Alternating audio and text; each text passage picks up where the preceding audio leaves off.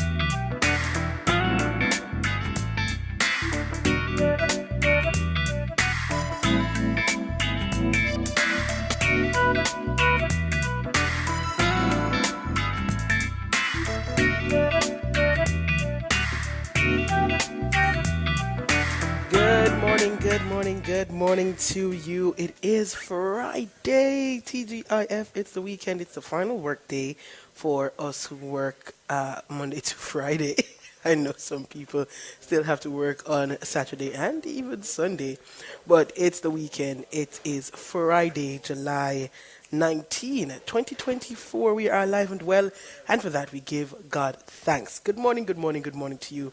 If you're listening on the 90 FM band, 90.3, 90.5, 90.7, and 90.9, thank you so much for joining us on your radio. We appreciate your company there. If you are listening and watching on our YouTube channel, good morning to you. If you can't see me now, don't worry. You soon see me. The cameras will come up. But good morning to you, Herman Hyatt. Good morning to you, Errol Townsend. Morning, Donna Johnson. Who else is there? News commentator J.A. Good morning to you. Let me see, Juliet Sanchez and all the others over there on the YouTube platform. Good morning to you. Thank you so much for joining us here. If you have not yet subscribed, please do so. Click the subscribe button and also click the notification bell so that you can be notified whenever we go live or whenever we post a video. And thank you so much to those who have already subscribed. We are at 17.6 thousand subscribers. We appreciate all of you, and if you haven't yet joined that family, please do so. If you're listening from our mobile app, which is available for free on the Google Play and the Apple App Store, good morning to you. And those on our website, the Listen Now option there, good morning to you as well. We are outside again today, at the same place we were yesterday. We are at the regional headquarters of the University of the West Indies, and we are here for day 2 of the Prioritizing Privacy Conference. Of course, as usual, you will hear much more about it in Cliff Hughes Online this morning with Davis. So later on, you'll hear much more about the conference, about day 2, and about data privacy, data protection, and all that jazz. All right? But it's the Consumer Hour, and inside the Consumer Hour this morning, we will have JPS Cares, but we won't have a representative from JPS. But it's still brought to you by JPS.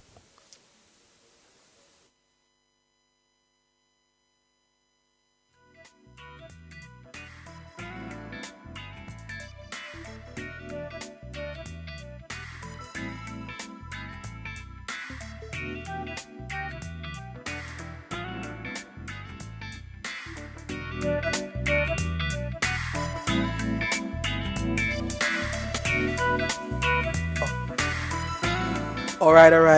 So it's JPS Cares this morning, and just to let you know, we will have the phone lines open for you. The numbers to call, 876-630-9371. That goes up to 4, or 618-8255. But before we jump into your calls, this is a public service announcement from the Jamaica Public Service. JPS is advising motorists that due to necessary repairs on transmission poles and the use of heavy equipment on the Boardwalk Gorge, the gorge will be closed on Friday, July 19, that is today, between 9 a.m. and 6 p.m. So the Boardwalk Gorge will be closed today between 9 a.m. and 6 p.m. JPS apologizes for the inconvenience but wishes to assure the public that the repairs are critical to supplying thousands of customers. JPS thanks you for your patience and understanding. All right, so if you have need to be in that area, if you usually travel along the Bogwalk Gorge on Fridays, then note that it is closed today and it will be closed until 6 p.m. JPS is doing some necessary work to restore power to thousands of customers. That's what the release says. All right. So I'm going to open the phone lines to you. I know a lot of persons are still without electricity, and most of the complaints we're hearing now are those persons who are in an area where the road in front of you, the road behind you, the road around you have light, and your road don't have light. So I think JPS is now working on those specific areas. So if you are in one of those areas, I'm sure you will be giving us a call today. Excuse me. So I also want to bring JPS, your attention, JPS, to the Kendall Camp and Conference Center. We understand that there was a pole down on the compound there, and the community of Kendall in Manchester does have electricity. There is electricity around the area, but on the campsite itself, there is no electricity. JPS, if you could, that may be an area that you would have already gone to, and so you may have it in your head that there is electricity there. But just to inform you, JPS, that the Kendall Camp and Conference Center in Manchester, in the community of Kendall, of course, there is no electricity on the compound. And so if you could just give them some assistance there. I know, for example, there are camps that should be happening, should have started a week ago,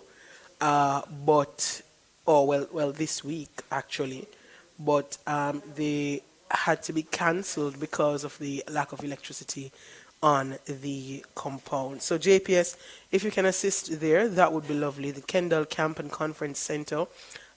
If you need additional information, of course, we can provide that for you. So JPS, please, if you can bring attention to that area. We have a call on the line. G, good morning. Good morning, Miss Nora. Yes, Good ma'am. morning. I have a big problem. I don't What's know that if you can problem? assist. Well, we all know Mm-hmm. that we had storm, Miss Nora, and Right. even now, well, your station has not come back as yet. But Where are you? I'm in Rosetta St. Anne's. Okay. Rosetta. Yes. Mm-hmm. But what I'm calling about, Miss Nora, on the electricity, we haven't got any Mm-hmm. back from them still now. Um, some part, a few houses has light in the community. It's a branch off, it's not on the main road. And a few Mm-hmm. houses have light. A You know, few houses. What do you mean? Like have some houses electricity. on the same road? Yes, have Hmm? electricity, and we can't get any. Mister, I'm stressed. I am frustrated. I don't even know what to explain myself because I. Mister, I have two fridge of chickens, two loaded fridge of chickens. I have to throw away some, and it's good. God is so good to me. I had a generator for myself, and that's why I don't last more. And then because some was in the Cuba at the time, and they Mm-hmm. did not, and so we afterwards we killed those.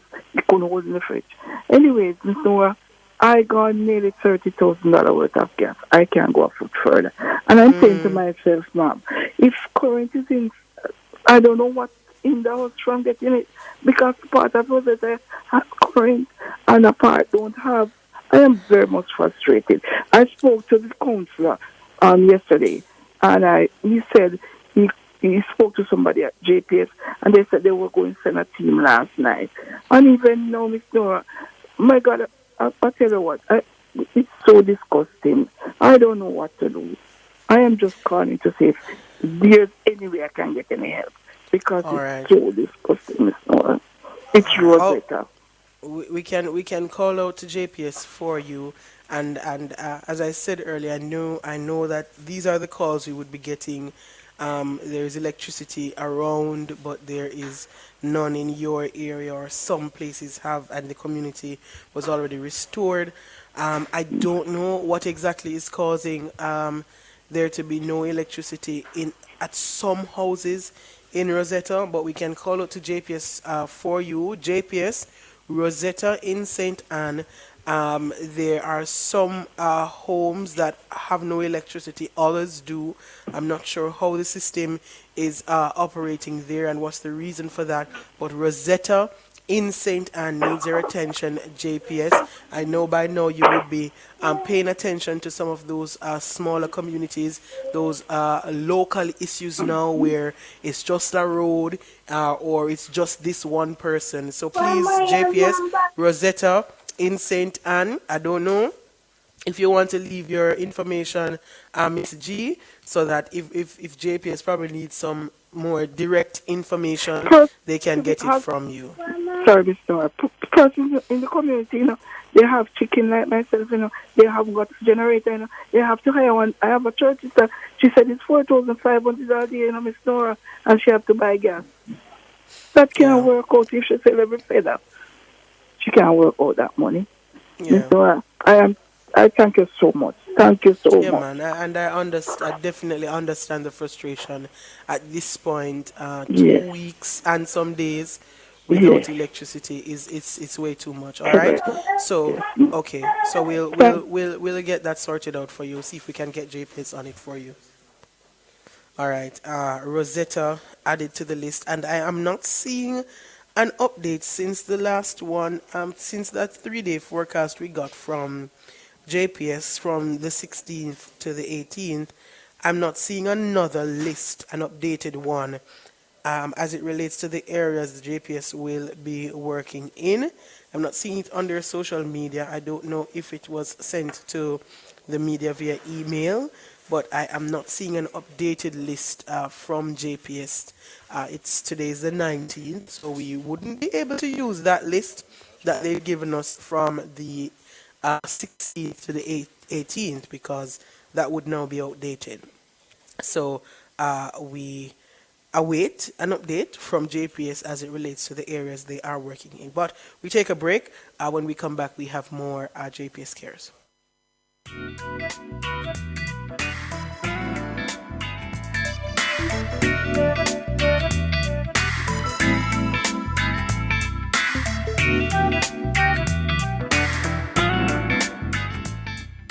Decorate and redecorate your space with water-resistant, colorful, and fast-drying paints from Edgechem Paints. The time by Edgechem Paints, changing lives 1 gallon at a time, is 9:19. Emirates Facial and Dental Implant Center presents the 2nd Annual Dental Implant Conference, July 28, 2024 at the Jamaica Pegasus Hotel. Join them for a day of cutting-edge insights and a chance to elevate your practice with new technologies in implant dentistry. This year's event is proudly sponsored by KCLH Full Business Solution, Medical Protection, RBZ Technology, By Horizons, 21st Century Aesthetics, and Sync Dental Lab. Hosted by Camilla McDonald. Register now at emiratesconference.rsvpify.com and be part of the future of dentistry. Outperform, outlast, with top performance, Chakama, reliable, full stop, not comma. We have the expertise for drilling and demolition. We have the power tools for plumbers and electrician. Fan select tools, 3 parts and 3 repairs. 3 parts, 3 repairs. 2 to 3 years. Hilton, available at Delta Supply, 106 Hagley Park Road. Call us at 876-302-61114. Delta Supply, we service what we sell. When last you get good bun? You don't know good bun until you have a mother's bakery bun. From you pull open the wrapper and it's soft so till. A sub bun for nice. And from when you take the first bite, love it so till. A sub bun for nice. Beg your piece. Get your own mother's bakery bun. I will buy one off you. Yes, but I will charge a convenience fee. I will take one. Me too. Mother's Bakery Buns. A sub bun for nice. Try them today. Emirates Facial and Dental Implant Center presents the second annual Dental Implant Conference, July 28, 2024 at the Jamaica Pegasus Hotel. Join them for a day of cutting-edge insights and a chance to elevate your practice with new technologies in implant dentistry. This year's event is proudly sponsored by KCLH Full Business Solution, Medical Protection, RBZ Technology, By Horizons, 21st Century Aesthetics, and Sync Dental Lab. Hosted by Camilla McDonald. Register now at emiratesconference.rsvpify.com and be part of the future of dentistry.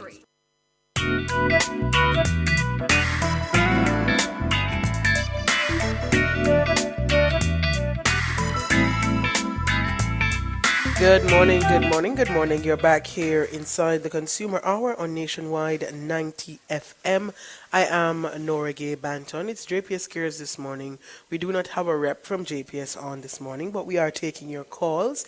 The numbers to call, 876-630-9371 to 4 or 618-8255. All right, I see Nikita in the YouTube chat saying the numbers are not working. You're saying temporarily out of service. Which number are you trying to call? And you're hearing it's temporarily out of service. Please let us know. All right. We have Mr. Brown on the line. Good morning. Banton. Hello, Miss Banton. Good morning. Yes, good morning. Yes, I have a little problem here. I don't know how much you can help me. I'm visually impaired. I did look about the NIS. And the last time I spoke to them about 2 months ago, they told me that the thing were at the registry. But I don't know. And I asked the lady if I would get you before the year finish. And she said, yeah, man, certainly you will soon get you. But, When did you sign up? I signed up from the ending of February. Okay, and what's the timeline that they gave you? They didn't give me a timeline. What really did that So you don't have anything to hold them accountable to? If them say before the end of the year not done yet? No, I asked the lady if it will be come true before. She said, yeah, man, long before that you will get through. And right, what so I was the saying, year not finished yet. she told me that the thing were at the registry at the head office. It did leave Spanish Town and go to it. So me just want to know how me see it. I did look about the disability farm, but me never hear back anything about that. No, but I wouldn't be able to tell you how you stay. Them would have to tell you how you stay. Them know where there. No, but you may always listen to the program and I didn't listen. I always hear you give the people them. Sometimes you have on the social security minister and whatever. I always listen to the program. Always. Yeah, we had them yesterday. We had them on yesterday. And yesterday, I never have on the service on the phone at the time. I never even know. Me don't think you could have did say, Charles, give me your information of the year and I could have explained. This man can laugh at me terribly. I'm not laughing at you, I'm not laughing at you at all. But what I'm saying, what I'm trying to get across to you, Mr. Brown, is you see when we know because we get the calls here. We know that sometimes these things they go longer than they should. And when you don't get any information from them, concrete information, you have nothing to hold them accountable to, because they didn't tell you it will take 6 months or 3 or 2 days. You just ask if you will get through before the end of the year, and them say, yeah, man. But the year will end yet, so you go back and you ask again. See there? The number what I'm saying is, you must get from them when you're signing up. You must get from them what is the timeline for this, or anytime you go anywhere, get a timeline, especially if you're applying for something. When will I hear back from you? When can I expect a call from you? If I don't get a call, when should I come back? Things So in like other that. words, I can't get back Because in when touch you with leave that it, Spanish town. you should, or you should go and visit them and find out. To But in make any sense, case, you Mr. can't Brown, feel like that now, can't if move you on. signed up for your pension from, hold on, if you signed up for your pension from the end of February, March, April, May, June, July, that's 5 months. And they should be able to let you know now where your application is and when you can start receiving your pension. That's what you signed up for?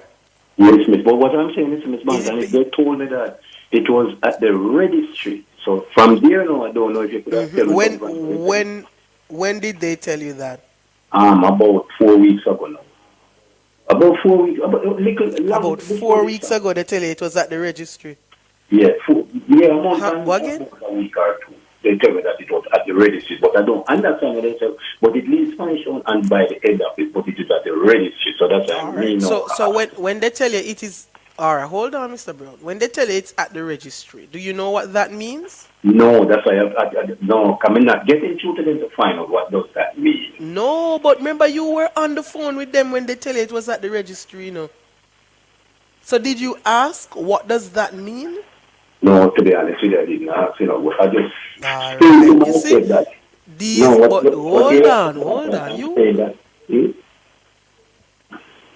I'm just saying that. Go ahead. When you said that to me, I said, really look at it going somewhere. If it is at no, but you don't know that. You don't know what at the registry mean. Suppose at the registry mean it going somewhere to be sent off to another place, and 3 months later you will get through. Right? So you're on the phone with them, you hear it's at the registry, you don't know what at the registry means, and I'm going to be very honest with you, I don't know either. So you were on the phone with them, a simple question would be, what does that mean? How much longer will it take then for me to start receiving my pension? Or when can I call back, or when will I hear back from you? Yeah. You don't forget the answers, Them tell you it at the registry, you come on for the phone and say, oh, that means it's soon come. See a year now, 1 month later, and it's probably still at the registry. Don't move. All right? Well, in any case, leave your information.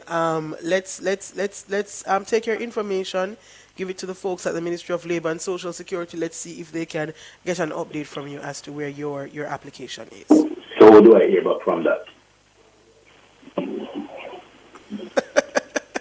No, when you say that now, Miss Bantan, we will give you So use the strategy for me now. You teach me something a while ago, Miss Bantan. You teach me now, Miss Bantan. As Mr. Hughes does say. All right, so let me tell you what that means and how it works. So we will take your information and we'll give it to the folks at the Ministry of Labor and Social Security. Yeah. I don't know how soon they can check for you, but what I can tell you is, if 2 weeks pass and you do not hear from either us or the ministry, nobody calls you, then you can give us a call back and we can either check again for you or check if we've heard from them and give you an update. All right? Yes, sir. So who do I give this to now, Miss Michelle? All right. Yes, so you stay on the line and speak to Michelle, and they will she will give them information. And one question, please, outside of that. Mr. Reed not around anymore? Tyrone? He works remotely now, but Mr. Hughes did say some time ago that he's on a summer break, so he'll be off for 4 weeks. Well, man, Tyrone is still with us. He works remotely, but he's still with us. Yes. Okay. All right. Yeah, man. Good man, that when Krishna. Stay on the line for Michelle. Yeah. All right. We take another commercial break. When we come back, we take more of your calls.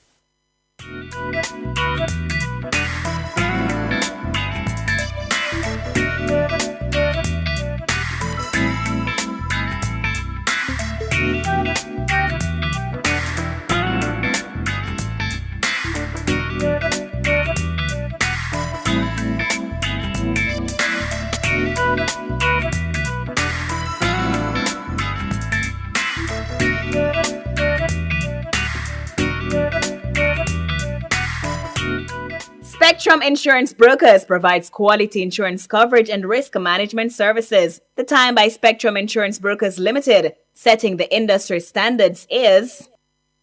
It's 9:30. This is a public service announcement from the Jamaica Public Service. JPS is advising motorists that due to necessary repairs on transmission poles and the use of heavy equipment in the Bogwalk Gorge, the gorge will be closed on Friday, July 19 between 9 a.m. and 6 p.m. JPS apologizes for the inconvenience but wishes to assure the public that the repairs are critical to supplying thousands of customers. JPS thanks you for your patience and understanding. Getting some happiness from abroad? JMMB Money Transfer makes it easy. Receive your money transfer in minutes directly to your JMMB Money Transfer Visa prepaid card, or pick up cash at over 100 locations island-wide or in any local bank account. Just ask your family and friends to send money through any of our international partners like MoneyGram, Ria, Remitly, or Zoom. It's safe, fast, and simple. Day or night, happiness is just a transfer away. It's as easy as JMMB Money Transfer. Call 876-998-JMMB or visit jm.jmmb.com/money transfer for more information. Emirates Facial and Dental Implant Center presents the second annual Dental Implant Conference, July 28, 2024 at the Jamaica Pegasus Hotel. Join them for a day of cutting-edge insights and a chance to elevate your practice with new technologies in implant dentistry. This year's event is proudly sponsored by KCLH Full Business Solution, Medical Protection, RBZ Technology, By Horizons, 21st Century Aesthetics, and Sync Dental Lab. Hosted by Camilla McDonald. Register now at emiratesconference.rsvpify.com and be part of the future of dentistry. Contact Shandor Services Limited for all your crane operating needs and technical advice on high-up cranes and spare parts. Visit them at Balmore Land, Gregory Park, St. Catherine. Contact 876-381-4461 or 876-671-9699. They're open Mondays to Saturdays where they're ready to serve you.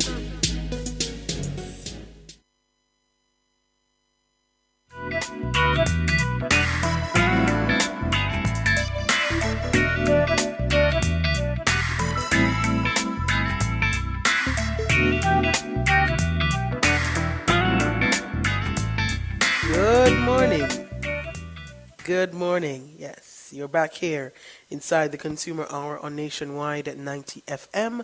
I am Nora Gay Banton. It's JPS Cares this morning. We do not have a JPS rep on with us, but we are still taking your calls. If you have any JPS related matters, you can give us a call, and we know that many of you across the island will have JPS issues because of the effects of Hurricane Beryl. So we do encourage you to call, and we will make note of those issues for you, and of course JPS would be listening and making note of those issues. Just to go through again, the Kendall Camp and Conference Center is without electricity, JPS, and that has affected some events that they would have scheduled there. I know summer camps for at least this week have been cancelled already because of the lack of electricity. We understand that there was a pole down there on the compound itself, and so even though electricity was restored in the community, in the Kendall community, the Kendall Camp and Conference Center is still without. So JPS, if you could give some attention there, that would be greatly appreciated. Rosetta in St. Anne, we got a call from Miss G who is saying there are some houses in Rosetta have electricity, others don't.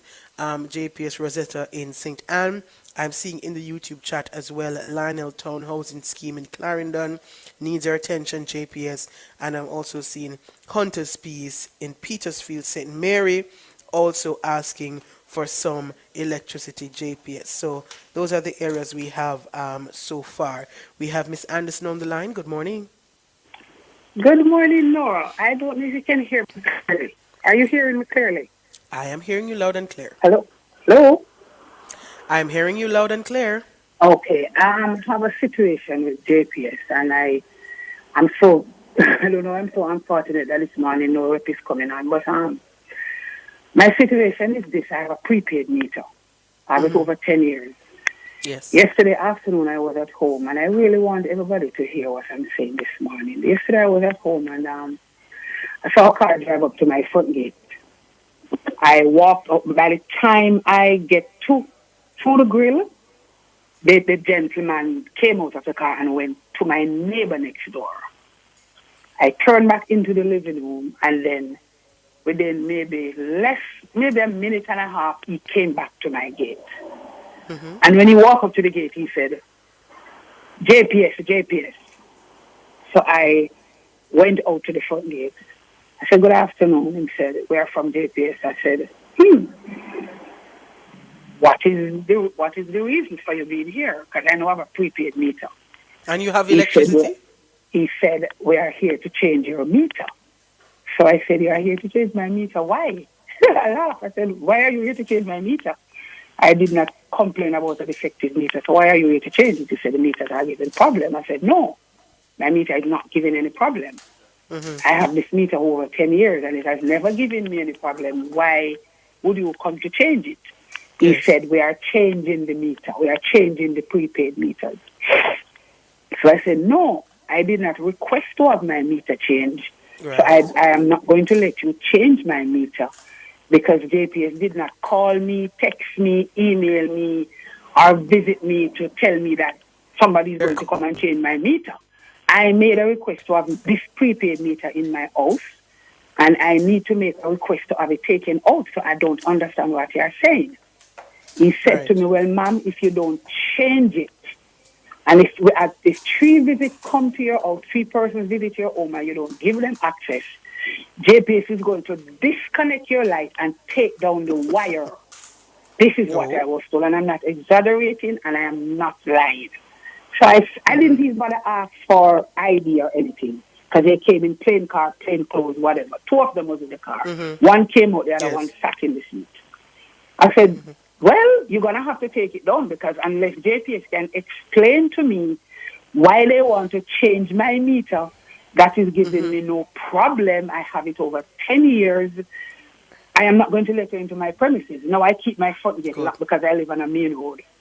And they were like, and man, you're going to have to move your meter. JPS is going to come and take away the meter and the wire, and you're going to be in lights. And you can't call this who you are, because they are the ones who gave us the permission. Okay. No, I am so sorry, disappointed that there's nobody from JPS on. Because I'm like, what is going on? JPS want to change my meter without me requesting. No. For that to happen. And if they are going to change the meter, they need to say something to the customers. Hold on, Miss Anderson, because I thought you were going to end that by saying, beware of these scammers. That's how I thought you were going to end just now. No. Because if they did not come in a marked vehicle, they have no they have no uniform on with JPS printed anywhere on it. You didn't see them physically with any ID, did you? I saw the one that was sitting in the car with something around his neck. But you're not sure if that's an ID.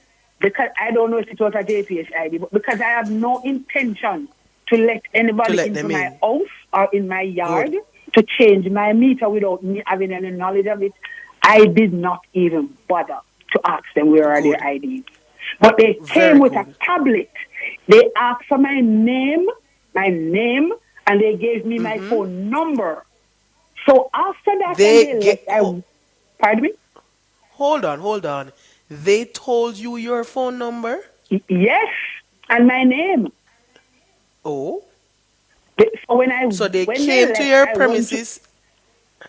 After they left, I went to my neighbor.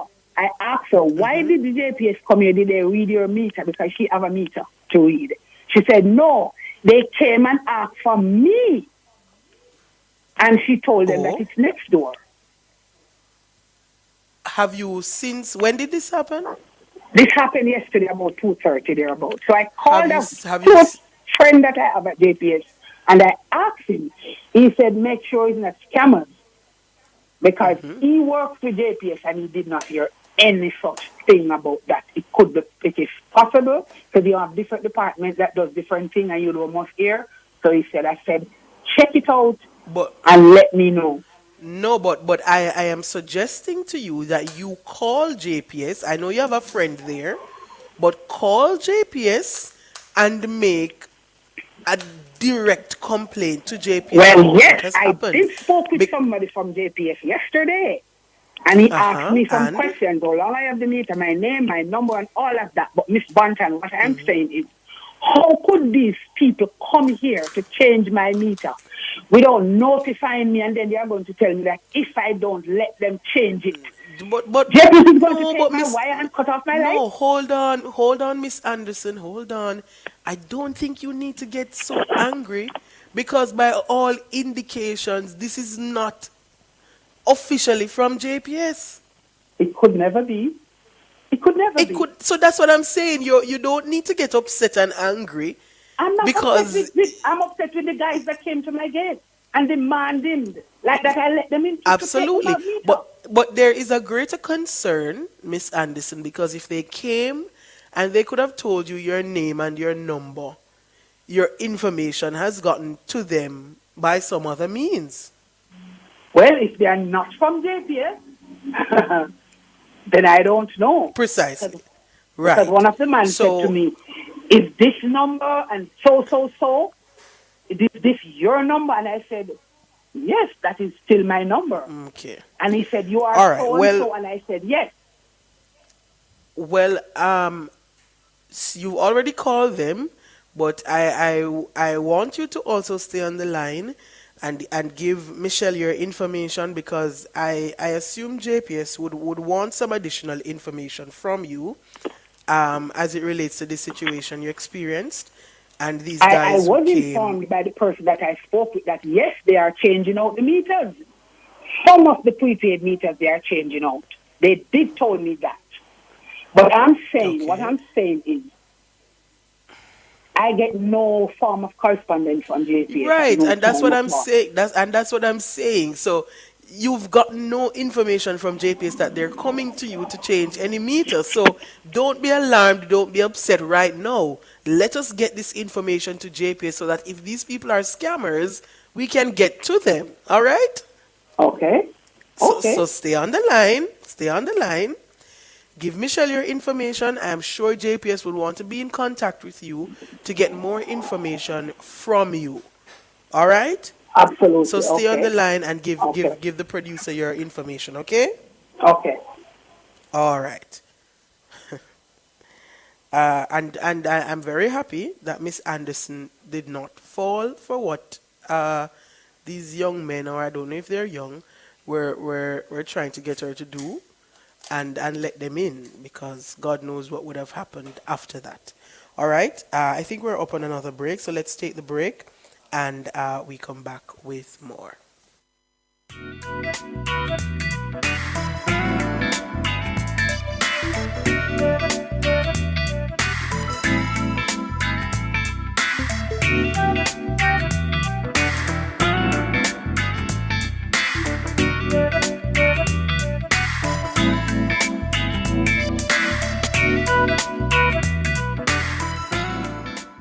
Fill all your prescriptions, get cosmetics and other pharmaceutical items at Mannings Hill Pharmacy, located at 34A Mannings Hill Road, Kingston. Telephone 924-6280. At Mannings Hill Pharmacy, they stock all the hard-to-get medication. The time by Mannings Hill Pharmacy is...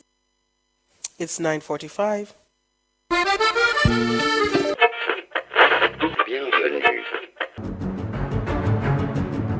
I stay locked into Olympics because, of course, I'm Jamaican.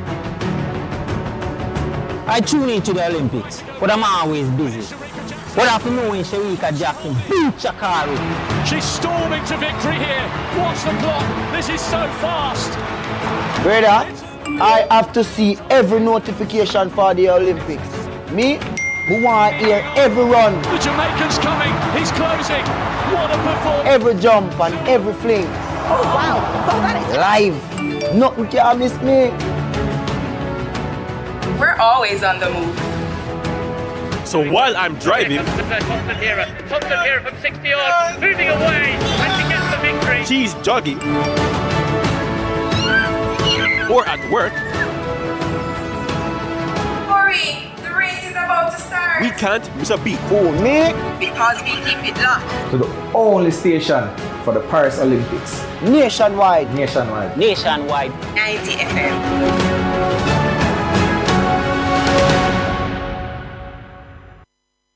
Emirates Facial and Dental Implant Center presents the second annual Dental Implant Conference, July 28, 2024 at the Jamaica Pegasus Hotel. Join them for a day of cutting-edge insights and a chance to elevate your practice with new technologies in implant dentistry. This year's event is proudly sponsored by KCLH Full Business Solution, Medical Protection, RBZ Technology, By Horizons, 21st Century Aesthetics, and Sync Dental Lab. Hosted by Camilla McDonald. Register now at emiratesconference.rsvpify.com and be part of the future of dentistry.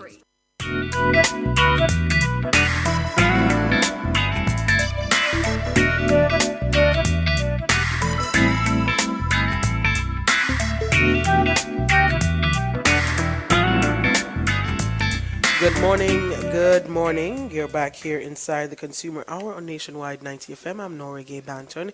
It's JPS Cares this morning. We are taking your calls. The numbers to call 309371, and that goes up to 4, or 618-8255. And just coming from that call we had before the break, if you are unsure about representatives coming to your house claiming to be from JPS, ask for an ID, especially if they are not in a marked vehicle or have a shirt or anything, a vest marked JPS. Ask for an ID, and even if they are in a marked vehicle and you're unsure, still ask for an ID. If they can present an ID, then you should be more comfortable with them. If you're still unsure, maybe give a call to JPS. Call JPS and find out what is happening. Because we know that there are scammers out there showing up, pretending to be workers of JPS and doing all sorts of things. All right? Maureen is on the phone lines. Good morning, Maureen. Yes, good morning, Nora Gay. So good to talk to you again. I must say, I believe JPS is working very, very hard to reconnect back the country. And I'm just saying, thumbs up to them. My problem is Nora Gay, where I called you this morning. When the hurricane passed, trees came down and a limb came down on my wire. So my wire came down. JPS came in the Sunday, which is the 7th of July, and the power saw. You're going, hold on, Maureen. Hello? You hearing me, Maureen? Yes. Yes, you're going. Oh, yes. So go again for me, please. You said from the hurricane. Yes. Okay, should I start from the beginning? Yes. Okay. I must say, during burial, trees came down, but a limb came down and it took down my wire. The post was not damaged or anything. And Sunday, the 7th of July, JPS came through the area and they cut off all the trees that were on the wires, and they cut the one off my wire and they tied my wire on a tree. They came last week Friday. The community was reconnected with light, but I am sad to say I'm the only one out. No power at my house because they did not connect back my wire. I sent a request to the JPS app and they closed it out, and I resend back one on the 12th and one of the 14th. Just pleading and begging them to just do wire. No falling pole nor anything, because other persons have light off the post. It's just my wire, and just begging them, please, if they could just connect back the wire. Sleeping at night is so terrible. So I'm just begging your help.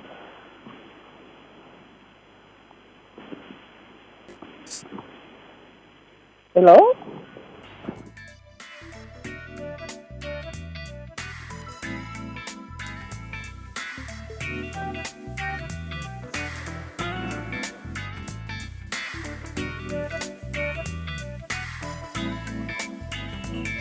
All right. All right. I'm not hearing Maureen again. I'm not sure if she's still on the line, but we may need to just take her information and see if we can give it to JPS for her. Um, just stay on the line and give Michelle your name and contact information, community you're in, your road and all of that. Since the road you're on has electricity, but it's because of the tree that fell down on your wire why you are still without. So let's see if we can get, this is a single house on the road without electricity. So hopefully JPS can come and just reconnect your wire, and so that we can have you back on. All right. So stay on the line, Maureen. Juliet, good morning. Morning, Juliet. Yesterday I called Chris and I complained Juliet. about JPS. Okay.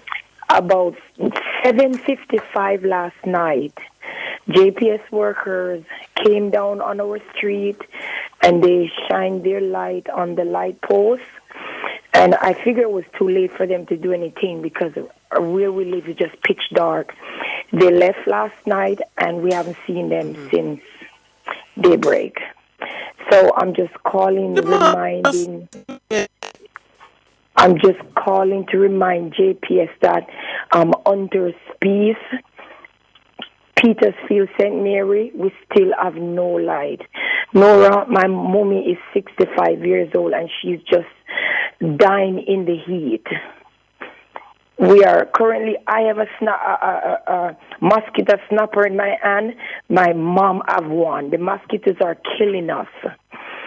And we're not able to use the fan to blow them away or anything. So please, JPS, we need your help to get. And the wire is just down. Okay. There's nothing on the line. The wire came down, and somebody cut up all the branches that was resting on the wire. So the wire's just laying on the side of the street. All right, so JPS, your men were out in Hunter's Peace in Petersfield, St. Mary last night. They did look at the wire, seeming as if they would have been coming back today. So Yes. Juliet is just reminding you to come back to Hunter's Peace in Petersfield so that you can just reconnect the wires, and so that the community can be back up on the grid and they don't have to bear the heat and live And with it's the mosquitoes. very dark. in Around here, there, all right? I could go outside Yeah. and stand and you can't see me at night. And when we see strange car coming down the street, we're afraid because we're like, why is somebody coming around here at this hours of night? You know what I'm saying? Yeah. So please, JPS, please, I'm begging you guys. We don't owe any bill. You guys actually have a credit from my mommy on her bill.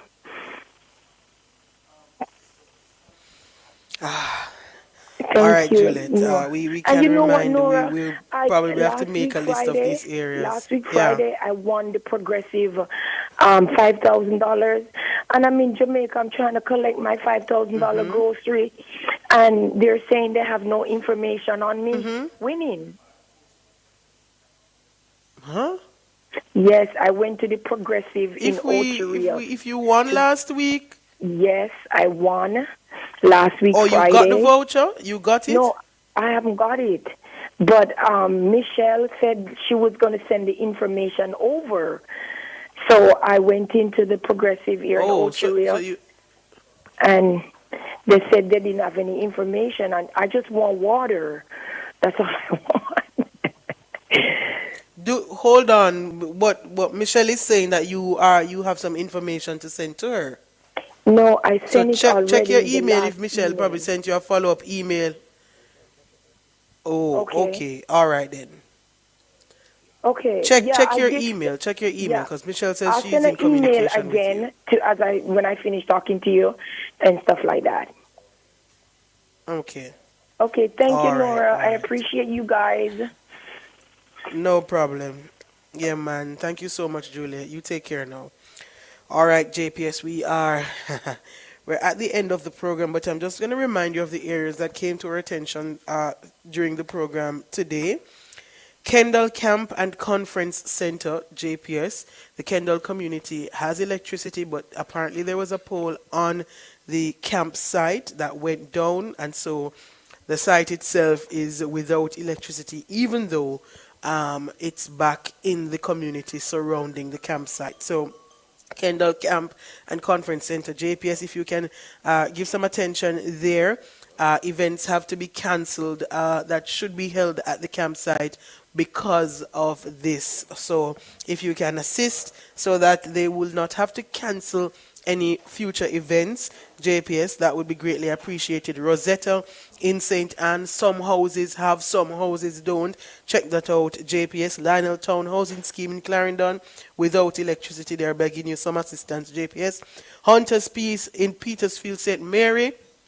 You came last night, you shine light on the pole, and it looked like you were going to come back today. So they're reminding you to come back today to put on the light, JPS.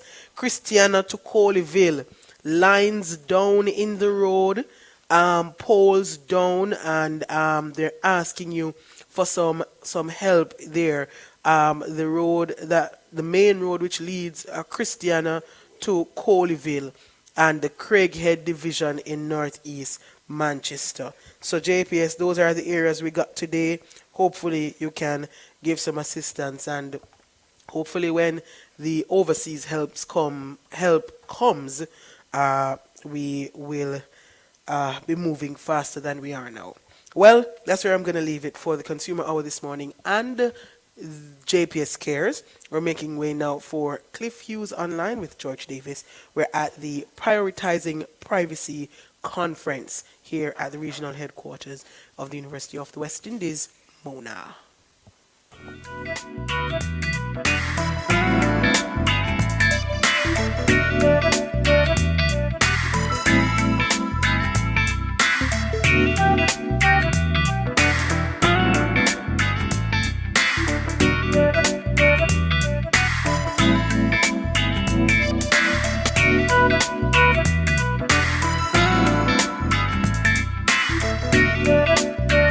That was the Consumer Hour with Nora Gay Banton.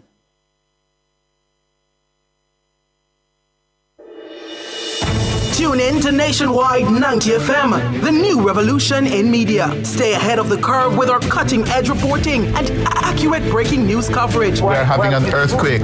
Oh, God. Hear it here first on Nationwide 90 FM. Is that really Cliff Hughes talking? Tune in, turn up the volume, and listen. We bring a mix of news, entertainment, and sports to your lives. Nationwide 90 FM's live and continuous coverage of the World Championships in Budapest, Hungary. News and discussions week mornings. Coming up in the news at 6 for this morning. Entertainment in the afternoons, then news again in the evenings. Nationwide news at this hour, fired. Also, tune into the entertainment and sports shows in the nights and on the weekends. It is Boy Things After Dark right here on Nationwide 90 FM. Everything is news, from current affairs and entertainment to sports, business, and other categories. Nationwide 90 FM. This is Beanie Man. Give it to them. Zaga, Zen. From every whisper to every commotion. That's rubbish. The KSAMC cannot investigate itself. Was Cliff Hughes really talking like that? Every news story unfolds here first at Nationwide 90 FM, the new revolution in media. Every sound is a story, and every story we share is news.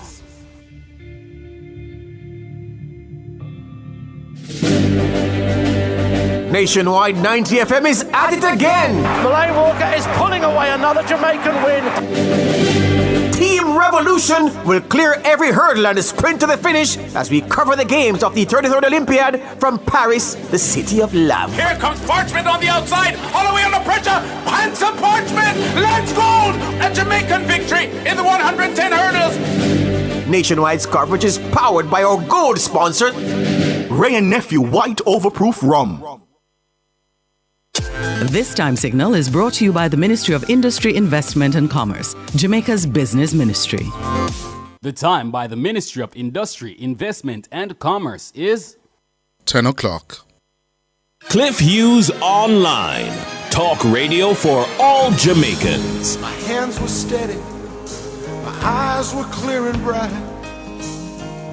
My walk had purpose. My steps were quick and light. and I held firm to what I felt was right, like a rock. Like a rock, I was strong as I could be. Like a rock, nothing ever got to me. Like a rock, I was something to see. Like a rock,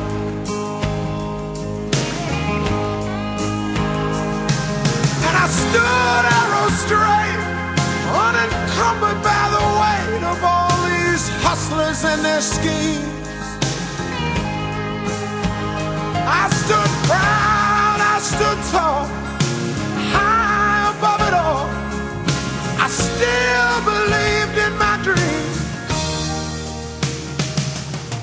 Our phone numbers are 630-9371, 630-9372, 630-9373, 630-9374, and 618-8255. Or find us on Facebook at Nationwide News Network and follow us on Twitter at Cliff Nationwide. You can also listen to Cliff Hughes online live on the World Wide Web at nationwideradiojm.com or via the Nationwide 90 FM app on your mobile phone.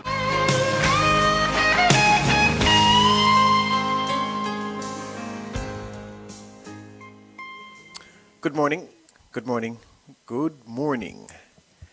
It's Friday, July 19, 2024. Welcome to Cliff Hughes Online, of course. Cliff is off on a Friday. So, for the time being, until Tyrone is refreshed,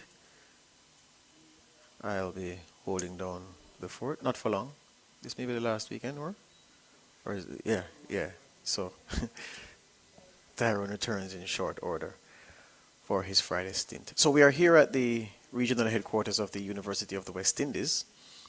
We are here for the Prioritizing Privacy Conference. Prioritizing Privacy is the flagship data privacy conference in Jamaica, and it's aimed at marketing privacy and legal management consultants limited's services to customers by providing exposure to its services and partners, PLMC you can call them. The Prioritizing Privacy Conference provides a practical guide on how to operationalize privacy and ensure compliance with the Data Protection Act of 2020, and the PLMC delivers and causes presentations to be delivered that demonstrate its ability to provide services to customers, both existing customers and new customers. So that's why we are here, and you'll be hearing more from the people who are related to PLMC or who are tasked with advancing PLMC's business as we go on this morning. In light of what happened in the United States last Saturday, it becomes necessary to look at our own security in Jamaica, especially where it concerns the security of our elected officials. And what is true is that based on the culture of our politics, we have taken a very lax approach to security over time that has the potential to cause serious problems for those same elected officials. Now, our politics is such that, everybody on a tour, a prime minister on a tour, everybody has the chance to press flesh with the prime minister. Everybody can touch Andrew Holness. Everybody can touch Mark Golding. Everybody can knock fists with the national security minister, the finance minister. But it has the potential for bad things to happen. And maybe, just maybe, in light of what happened with Trump last Saturday, security protocols may have to be revisited.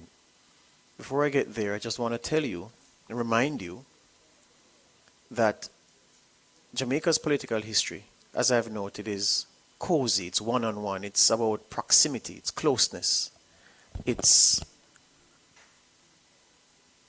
the ability of every person in the path of a tour by an elected official to be able to hug that person, speak to them directly. That's just what our politics is, because Jamaica, after all, is one big community, but it's still a small community in context. And that intimacy between the politician and the people they represent, or who they want to represent, is a key element in the democracy carrying on in the healthy manner it has since we started organizing and holding elections in 1944, December 1944. But even within that construct, there have been outbreaks of violence or acts which make clear how potentially dangerous things can get, how dangerous things have gotten, and give us cause to pause. Now, any mention about political violence in Jamaica will invariably hold up as the prime example of the damaging effect of violence. The prime example that will be held up is what happened in Gordon Town Square in 1980,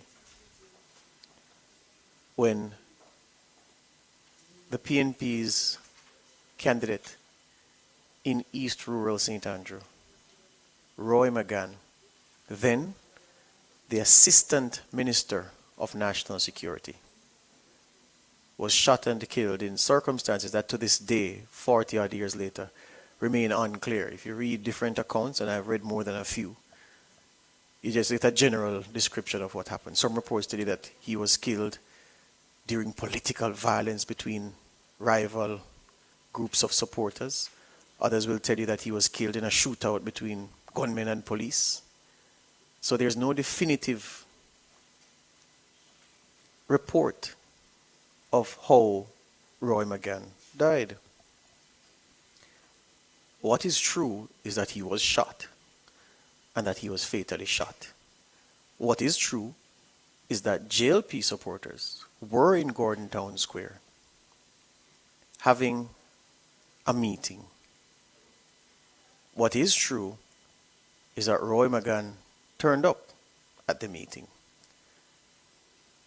What is true also that he was in the company of a policeman, Special Corporal Errol White, 24 years old at the time, had been in the force for 4 years.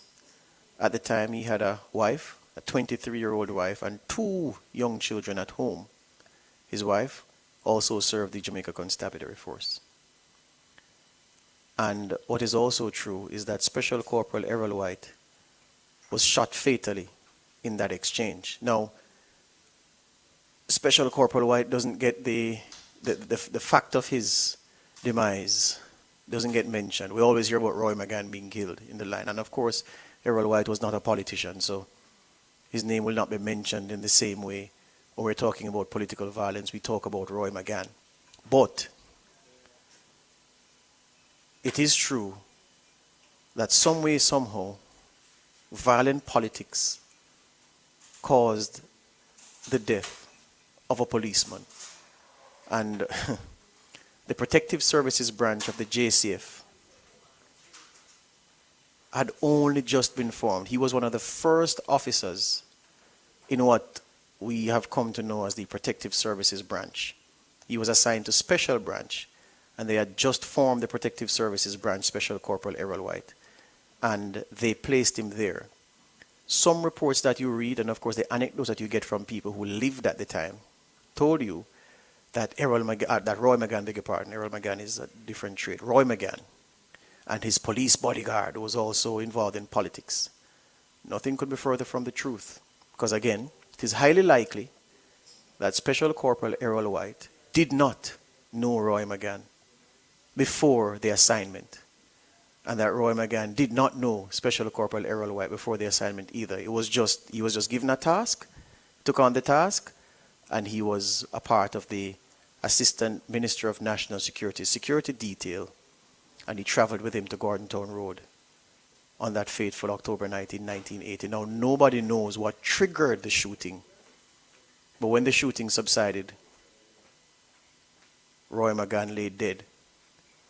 A 24-year-old policeman lay dead, leaving behind a wife who was a year younger and 2 small children. That incident is used as the best example of politicians coming under gunfire on the political campaign trail in Jamaica. That's not the only one, though. That's not the only incident. For those who know their politics, they would know that 4 years earlier, on or about December 13, 1976, there was another incident involving politicians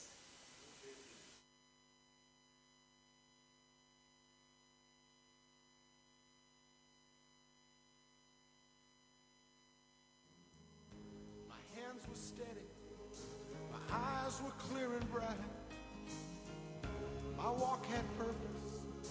My steps were quick and light. There's something What I felt was right. playing the theme. Something appears to have gone awry. There's a light that went out. I don't know. There's no issue. So good. All right. Good. All right. So. All right.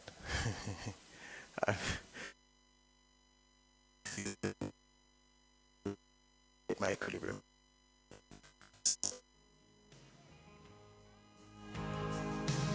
And I stood arrow straight, unencumbered by the weight of all these hustlers and their schemes. I stood proud, I stood tall, high above it all. I still believed in my dreams.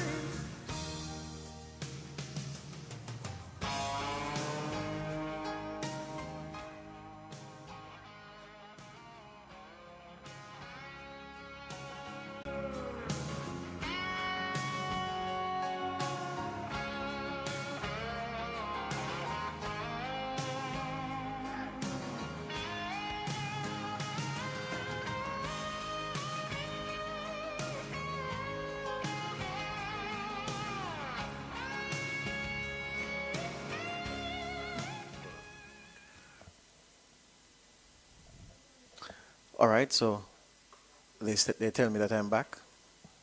All right, so I'll take their word for it. They're good people, so I'm back. So I was at the point when I was telling you about an incident prior to 1980. The 1980 incident, well documented, but not documented properly enough so we know what triggered the shooting incident in which Roy McGann, PNP candidate for East Rural St. Andrew, died alongside a police corporal, 24-year-old Special Corporal Errol White.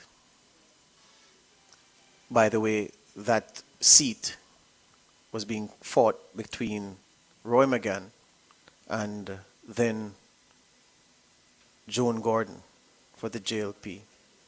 Of course, McGann's demise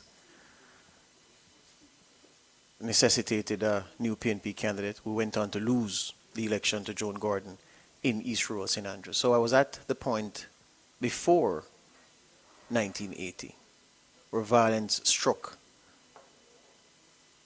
because the PNP candidate for East Central St. Catherine, Ferdinand, I told you he was an auto mechanic by trade. He was in the age for a political meeting when he was attacked by gunmen and shot in the side. That same day, before I leave that, in the wake of the shooting of Ferdinand, the PNP candidate for East Central St. Catherine. The police went to the JLP's office. The JLP is in the constituency, and they arrested about 8 Labour Party supporters. Don't think any of them was charged, but they immediately picked up 8 Labourites because the word was that it was politically motivated, the shooting of Ferdinand Nita. That same day, the JLP candidate in Western St. Andrew, a man by the name of Colin Williamson, he was attacked by a mob of PNP supporters. He was lucky enough, well, he ran, and he took safe haven in a police station. But his driver / bodyguard wasn't so lucky. Mob held on to him and they chopped him several times. He did not die, but suffered serious wounds in that cutlass attack. And the thugs then shot up Colin Williamson's car and they tossed a couple Molotov cocktails inside. So Williamson, very, very lucky. And the National Security Minister, Carl Rattray, at the time, declared some emergency measures. It was a very difficult time because there had been an edict handed down from the government of Manly, Michael, of course, about the publication of material surrounding the election, that it had to be vetted before. The Gleaner was up in arms, leading the charge, leading the pushback. And it was in this kind of environment that the attack on a PNP candidate, East Central St. Catherine Ferdinita, shot and injured, and then the Colin Williamson, the JLP candidate, Western St. Andrew, barely escaped the mob, but his driver, not so lucky, and Williamson's car shot up and firebombed, 1976.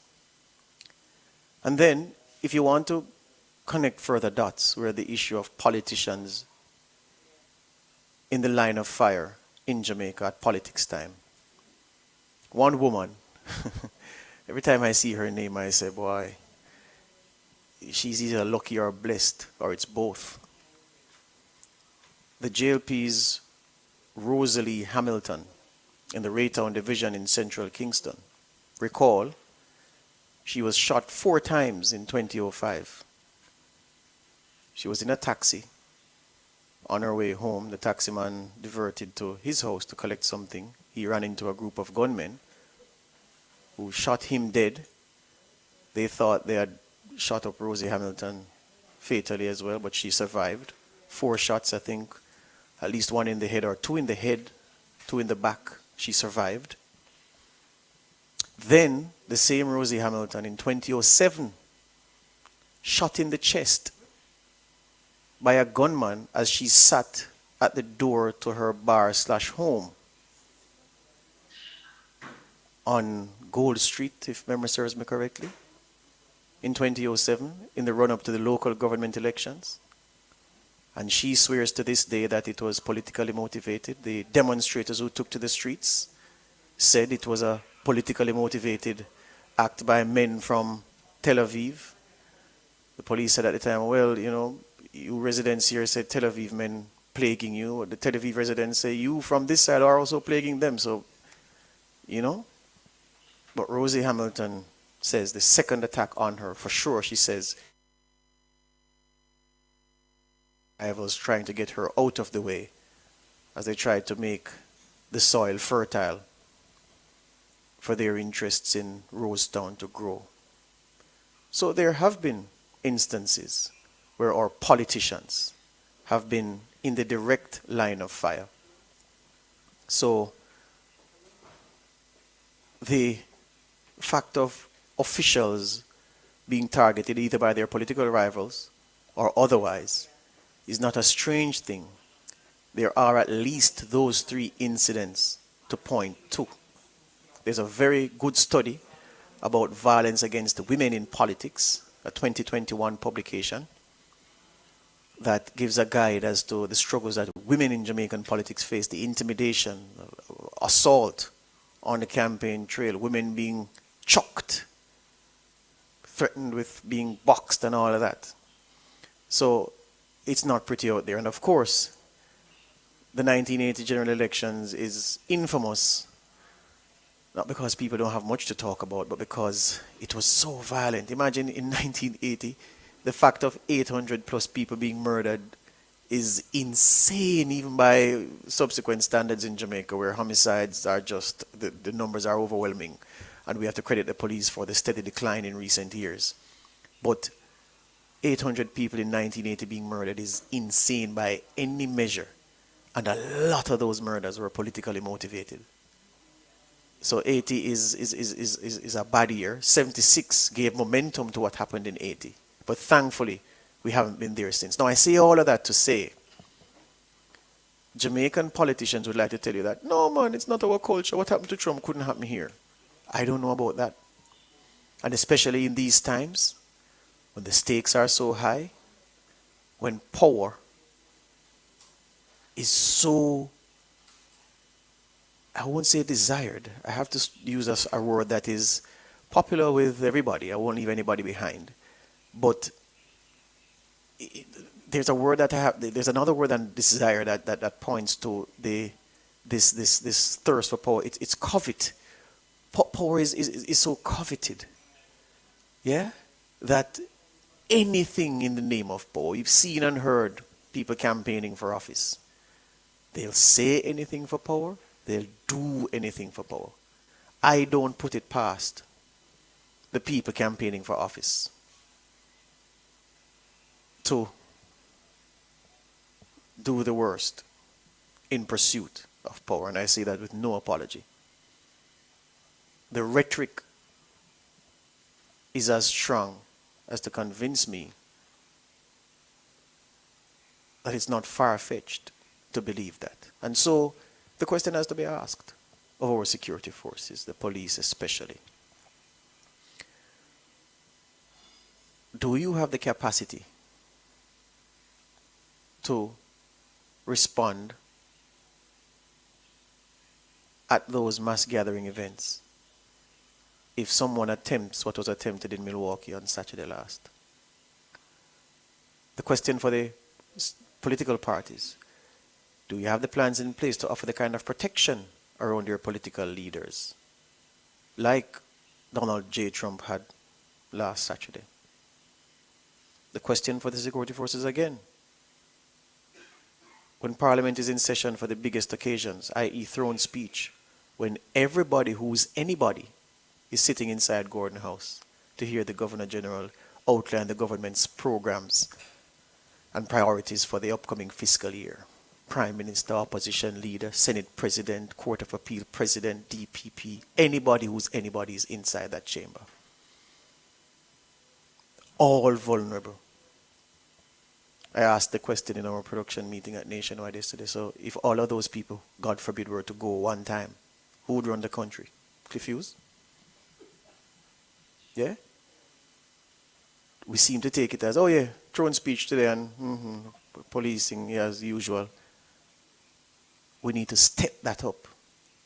We are in serious times, and I don't want to sound alarmist, but I'm comfortable that I'm not being alarmist. You know why? The evidence supports why I'm concerned at this point. Break time now, Nora? Oh, I thought you were gesticulating for, good. Yeah? The evidence supports why I am very concerned. I told the story of going to the swearing in of the former Prime Minister, Portia Lucretia Simpson Miller. And I was saying to myself, it's so easy if we get so close to the Prime Minister. And, you know, but it's the society, it's the culture of Jamaica. Everybody is close, and the Prime Minister say, and give a little kiss. Yeah, she never gave me a kiss that day, but, you know, I've been given the full Simpson Miller greeting on more than one occasion. Yeah? And it's so funny that I'm segueing now, but well, I'm drifting, but, you know, just to say of Simpson Miller that, you know, people have said a lot about her over time. But no matter how you hear people criticize Simpson Miller, when you are in Simpson Miller's presence, it is then that you realize why people loved this woman the way they did. It's a magnetism like I've never felt with any other politician. Yeah? When last time I saw her at a Jamaica House at a function at Vale Royal, which tell you how long now, because Vale Royal is really decrepit. It was a week where I had, strong things to say about the management of the country. And I was praying that I could just get in and get out. And when she fixed me under the tent and her eyes grabbed me, and she walked over to me with her security behind her, and all she said was, "You won't behave yourself." And when she hugged me up, I just feel like more melt away. Yeah, and she gave me a peck and told me to have a good night, yeah? Yeah, boy. Anyway, I'm saying, people, that we should demand from our two main political parties, how are the PNP going to protect Golding without breaking the connection with the people? How is the JLP protecting Andrew Michael Holness without breaking that bond with the people? How will the security forces from here on in protect our most important leaders in an occasion like throne speech, in light of what has the potential to happen? It's a real thing. It's a real thing. As I draw closer to the break, I'll say this, that I've seen the best of the politics.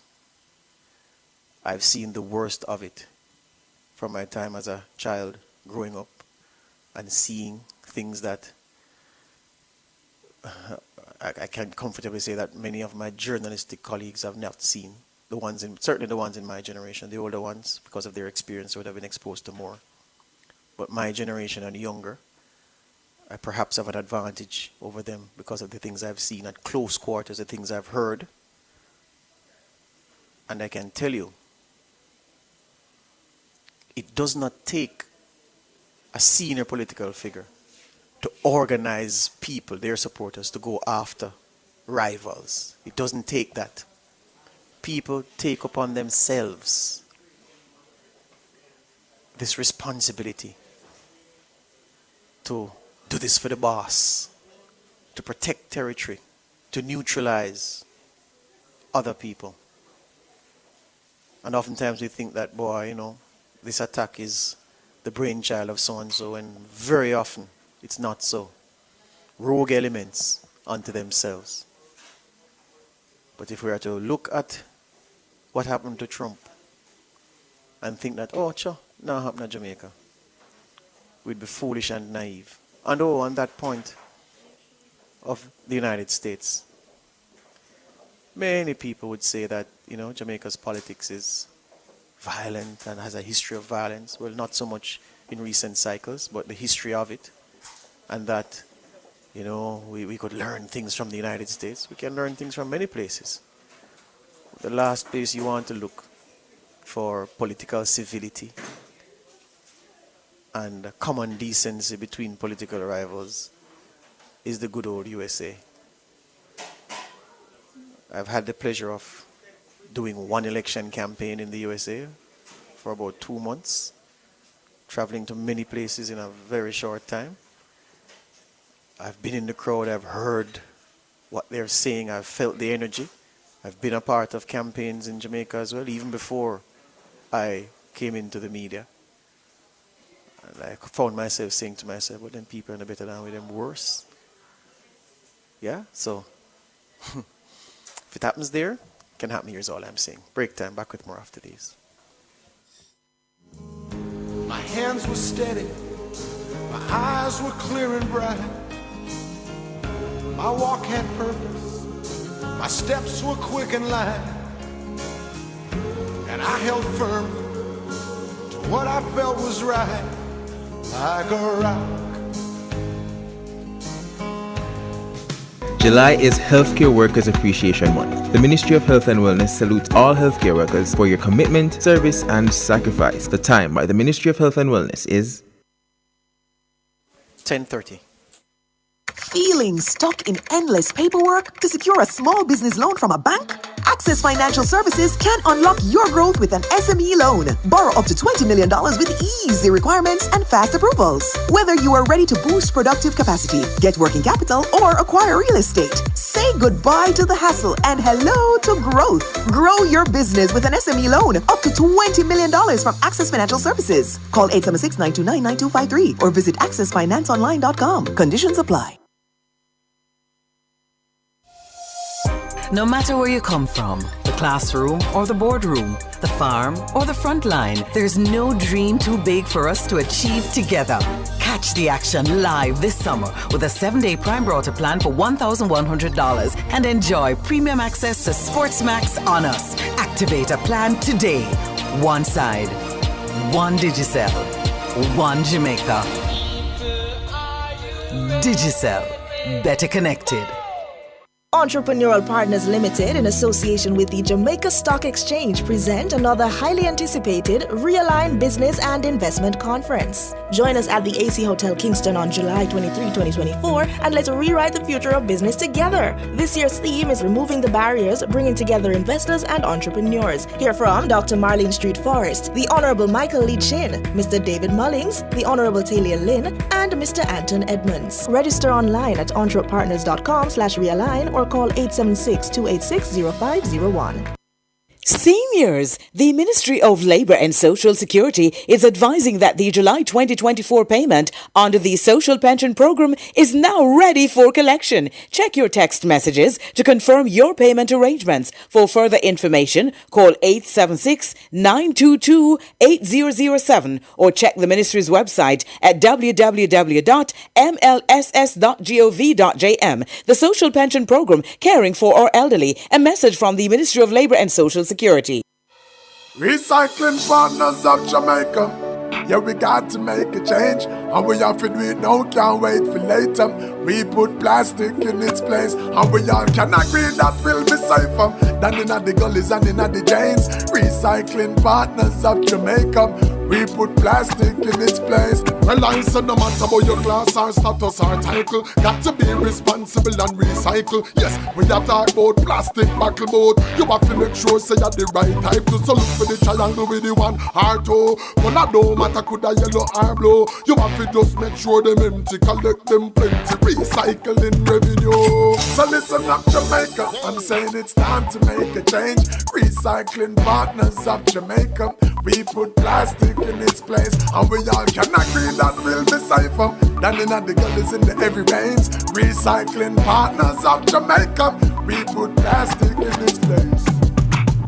Want to send happiness to family and friends in Jamaica? JMMB Money Transfer makes it easy. Send funds to their JMMB Money Transfer Visa prepaid card in minutes, day or night. Or they can pick up cash at over 100 locations island-wide or get it in their local bank account. Just visit any of our online partners like MoneyGram, Ria, Remitly or Zoom and send happiness home in a flash. It's as easy as JMMB Money Transfer. A member of the JMMB group. Visit jm.jmmb.com/money transfer for more information.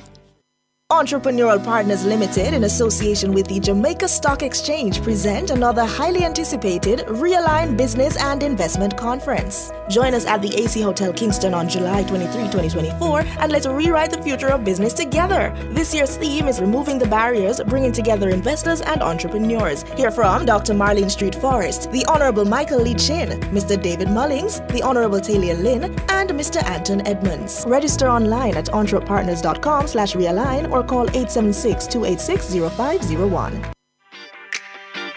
Cliff Hughes Online. Talk radio for all Jamaicans. My hands were steady, my eyes were clear and bright. My walk had purpose. Welcome back to Cliff Hughes Online, coming to you from the UWI's regional headquarters here on Mona Road in St. Andrew. Here for an outside broadcast, Prioritizing Privacy Conference, and ready to get into the interview segment now. Our friends on YouTube are reminding me that, George, you don't have to go back so far for your examples. Well, yeah, because I'm talking about specifically political leaders at the end, at the wrong end of the gun. So, yeah, but most recent would have been the original Money Mike, Lester Mike Henry, shot by a shotgun, a man with a shotgun in Clarendon, while preparing for a visit to the community by Edward Siaga. And, yeah, still wearing the effects of being shot, LMH, and say good morning to him this morning. Anyway, I want to speak now with privacy engineer, PLMC and Comply, Russell Henlin, who's with me here. Good morning, Russell. Good morning. Are we hearing him? Okay, good. How are you? I'm good. How are you? I'm very, very good. So the obvious place to start is, what is Comply? So Comply is a first of its kind software for the Jamaican market. A software built for Jamaicans to comply with the new Data Protection Act that was released in 2020. Yes. So what we're trying to do with it is help businesses of all sizes, from the small business, the solo business owner, to the large business, to comply with the Data Protection Act at an affordable cost, right? Because there's a lot of players in the more mature markets of North America and Europe that are way too pricey for people like us, right? So we're trying to build something comparable, but for a better price and easy to use. All right, so take me into the practical application of Comply now. So you get the call from an SME, small or medium-sized enterprise, and you're putting Comply to work. What can Comply do in practical terms for them to bring them in compliance with this piece of legislation? Yes, so the first thing we do for you, right, is we have two main modules that we're going to release now. Is that we have data mapping and privacy impact assessments. Data mapping helps you to understand how data comes into the organization, what is being done with that data, how long it lasts in the organization, and where it stays. Yes. So that is a big, important part about understanding your exposure to data and risks, right? And then from there, we do the assessments, which helps you to helps you to assess your risks. And then now we can tell you, hey, we need to remediate these points so you're not in breach of the act, and that you will always be okay when it comes to regulatory compliance. You know, Russell, just spend some time talking about the importance of using services like the one that your firm provides, because I can imagine some skeptical people, especially those watching the bottom line, and business is all about the bottom line, saying, well, yeah, the legislation is there, but there's no imperative for me to get my house in order, because I can function without the need for conformance, and I certainly can function without the needs for services like those provided through Comply. What would you say to that individual? Well, so the reality of the matter is really that the law is in effect, and complying with the law is required, or you will face financial damages or worse, right? So essentially what we're doing, because the process...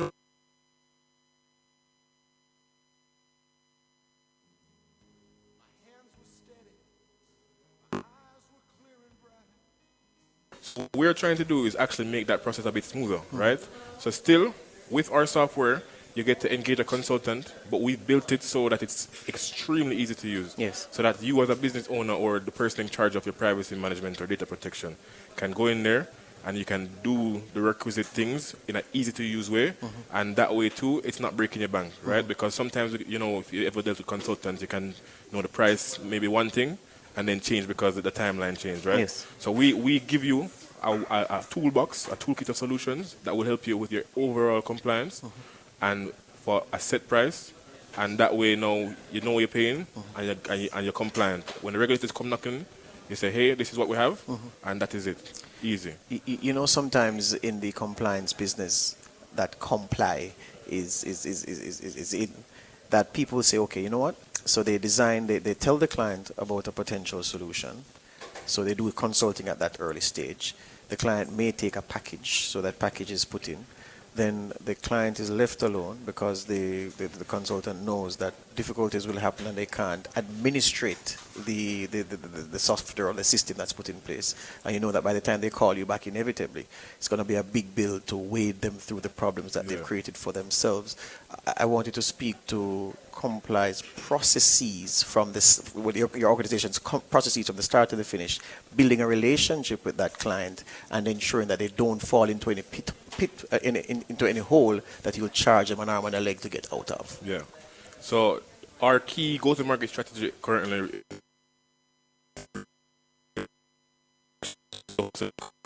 and so with that now, you get expert consultants for that same price, right? So it's one price for the year. Yes. So we charge an annual fee.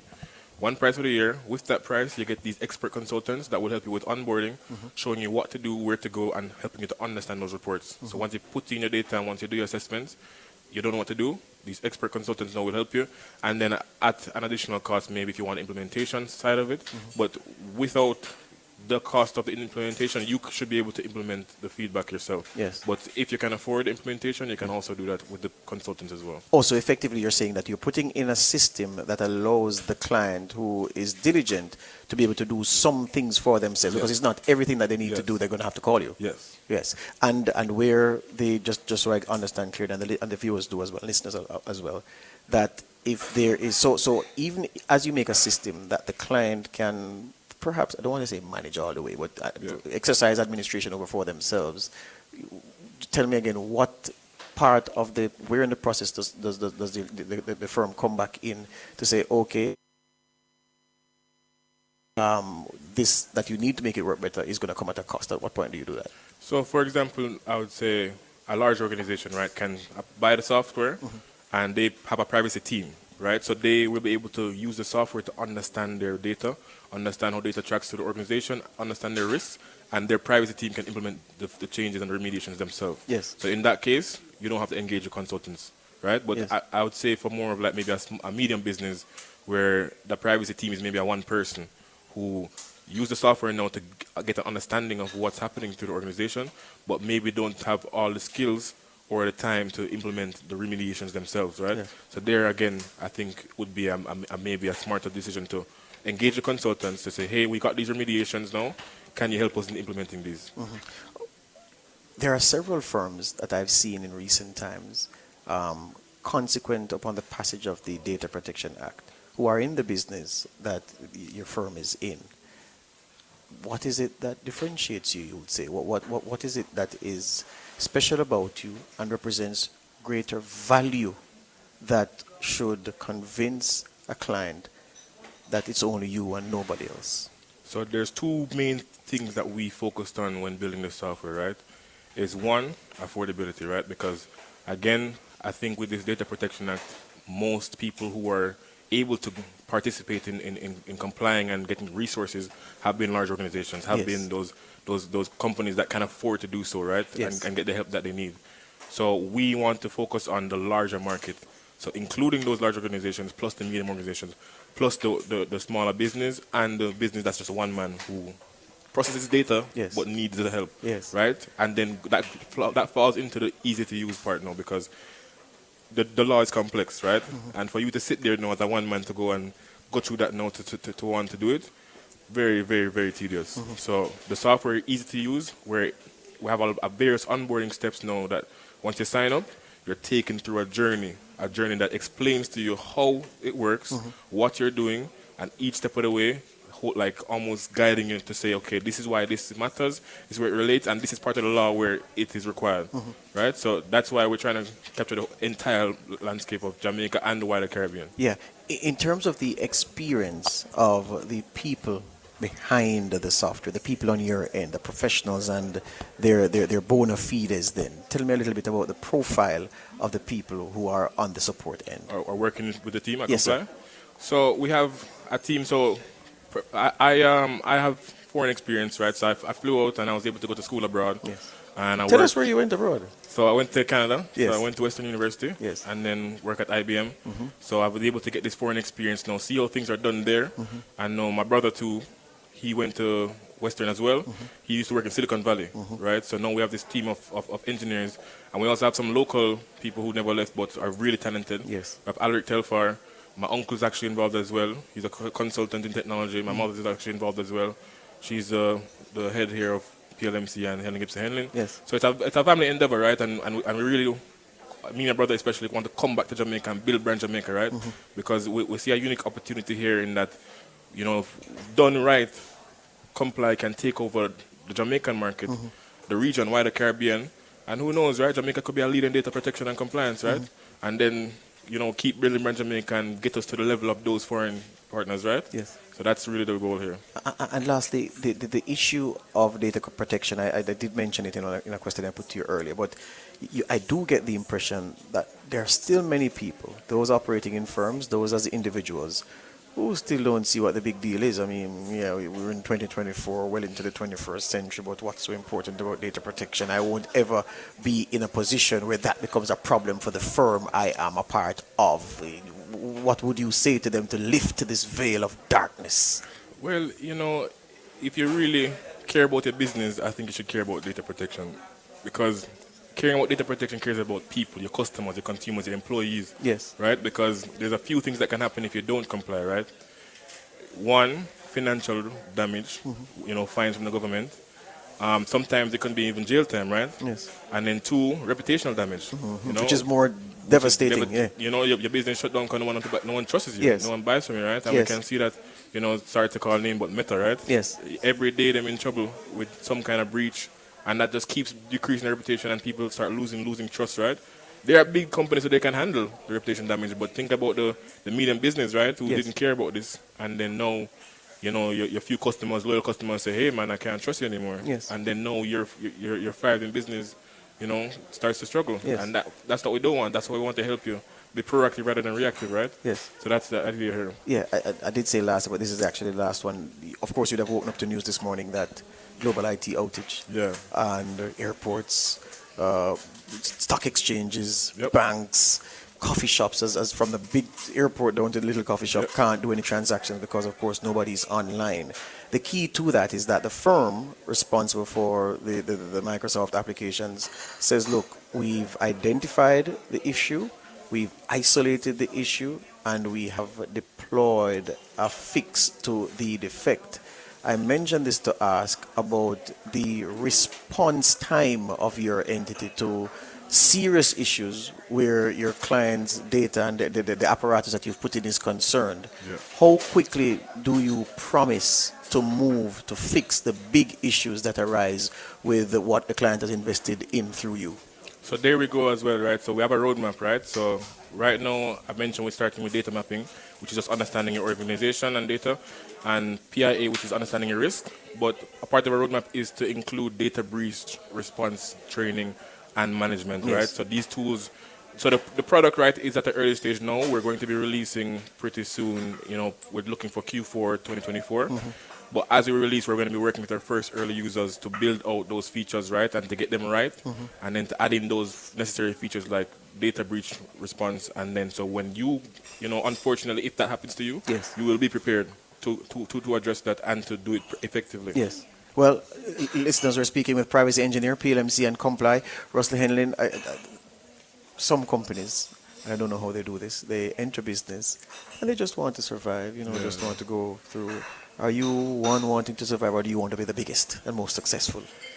I mean, we're Jamaican, right? So we like to do things big, right? Yes. So I think we want to go and we want to be big. And, I mentioned it, a bit before, but I think, building brand Jamaica is a big part of what we're doing here, because the solution we're building is going to be comparable to those foreign solutions, right? Yes. But at an affordable price and built in Jamaica for Jamaicans and the wider region, right? So the play here again is, to release these features, build it up with the Jamaican community, grow the product here, really get it right, expand out to the region now, right? Like we go to Trinidad, we go to Barbados, we go to all these other regions where they're also too catching up now and having these regulations, right?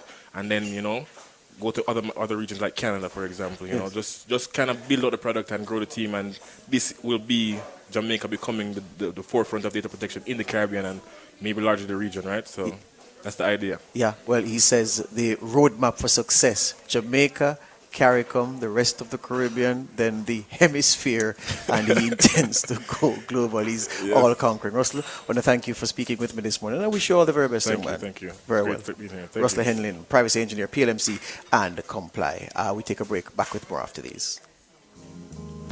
My hands were steady. My eyes were clear and bright. My walk had purpose. My steps were quick and light.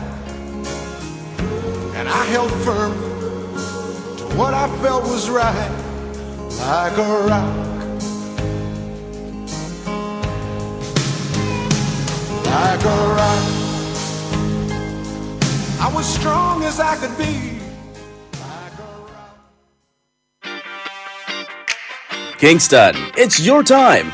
The Ministry of Legal and Constitutional Affairs will be hosting a town hall meeting on Thursday, July 25 at the Emancipation Park beginning at 7 p.m. Come and ask your questions on the recommendations of Jamaica becoming a republic and lend your voice to the process. That's the MLCA town hall meeting on July 25 at Emancipation Park at 7 p.m. Let's join the journey on the road to republic.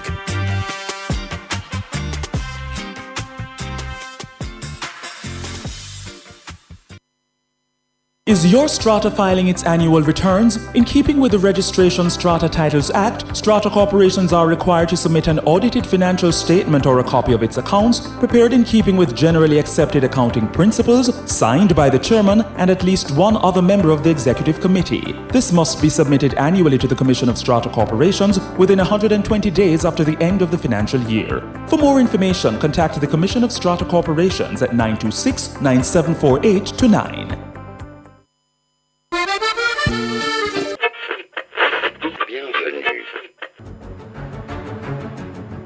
I stay locked into Olympics because, of course, I'm Jamaican.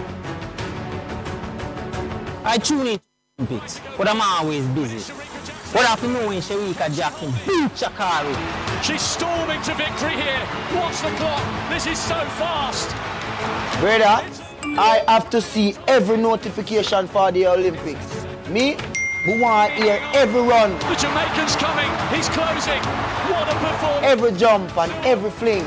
Oh, wow. Oh, that is live. Nothing can miss me. We're always on the move. So while I'm driving, Thompson here from 60 odd, moving away, and she gets the victory. she's jogging, or at work, Hurry, the race is about to start. we can't miss a beat. Oh, me? Because we keep it locked. To the only station for the Paris Olympics. Nationwide. 90 FM.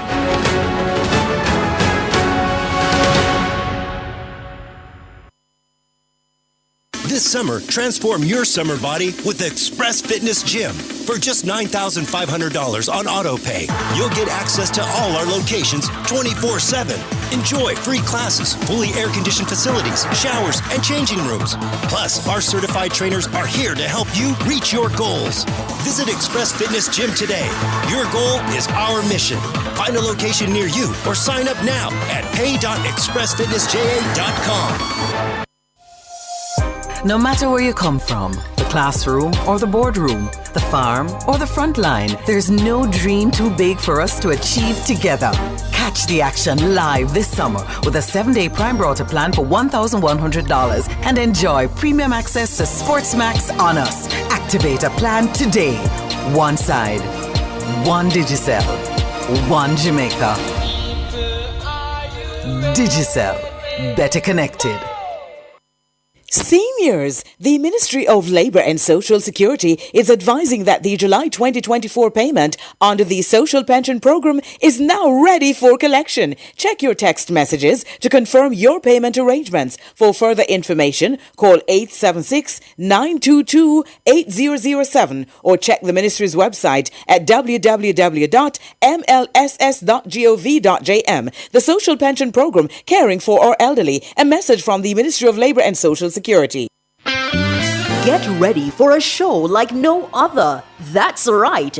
Every Sunday from 8:15 p.m. to 9:15 p.m., we're bringing you the Harvest Hour, only on Nationwide 90 FM.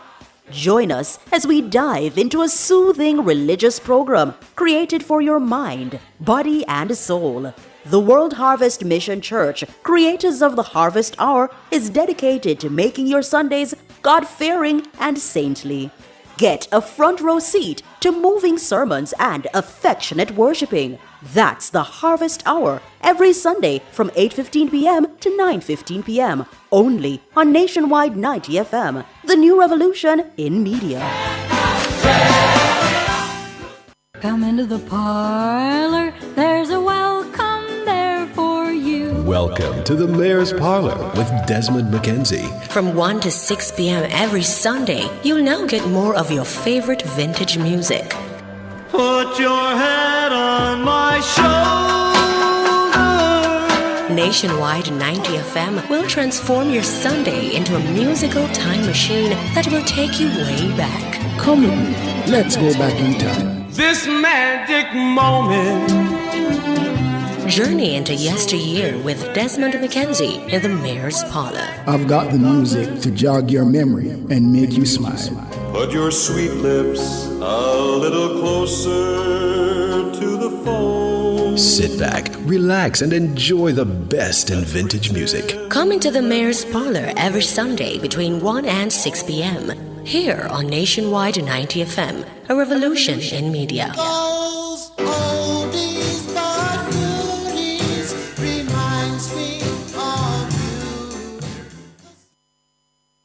Our phone numbers are 630-9371, 630-9372, 630-9373, 630-9374, and 618-8255. My hands were steady, my eyes were clear and bright. My walk had purpose, my steps were quick and light.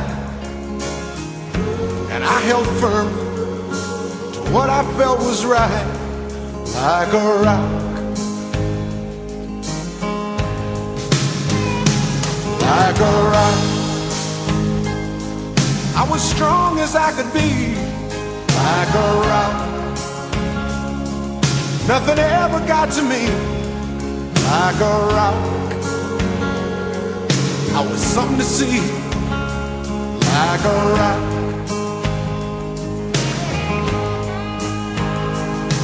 And I stood arrow straight. Here, coming from the regional headquarters of the... Welcome back to Cliff Hughes Online. Coming to you from the regional headquarters of the University of the West Indies. And we are here for the Prioritizing Privacy Conference. And it is... We've gone through one interview already, and it's being put on by the Privacy and Legal Management Consultants Limited, PLMC, and they're marketing their services to customers. And they say they have the solutions for those who want to become compliant with the Data Protection Act and stay compliant. And this conference is to leverage their services and their capabilities to their clients. Jennifer is online. Good morning, Jennifer. Good morning, George. Good morning, Jennifer. Good morning, George. How are you? I'm good. Yeah, man, good. How are you? I'm hearing you. Go ahead. Yes, I'm calling. It's about Talk to me. JPS. Hello? Yeah, man, go ahead. Tell me what happened with Yes, JPS I'm now. calling on behalf. Yeah, man, I'm hearing you, there's- Jennifer. Go ahead. Hearing you. Yes, there's a little district in Clarendon.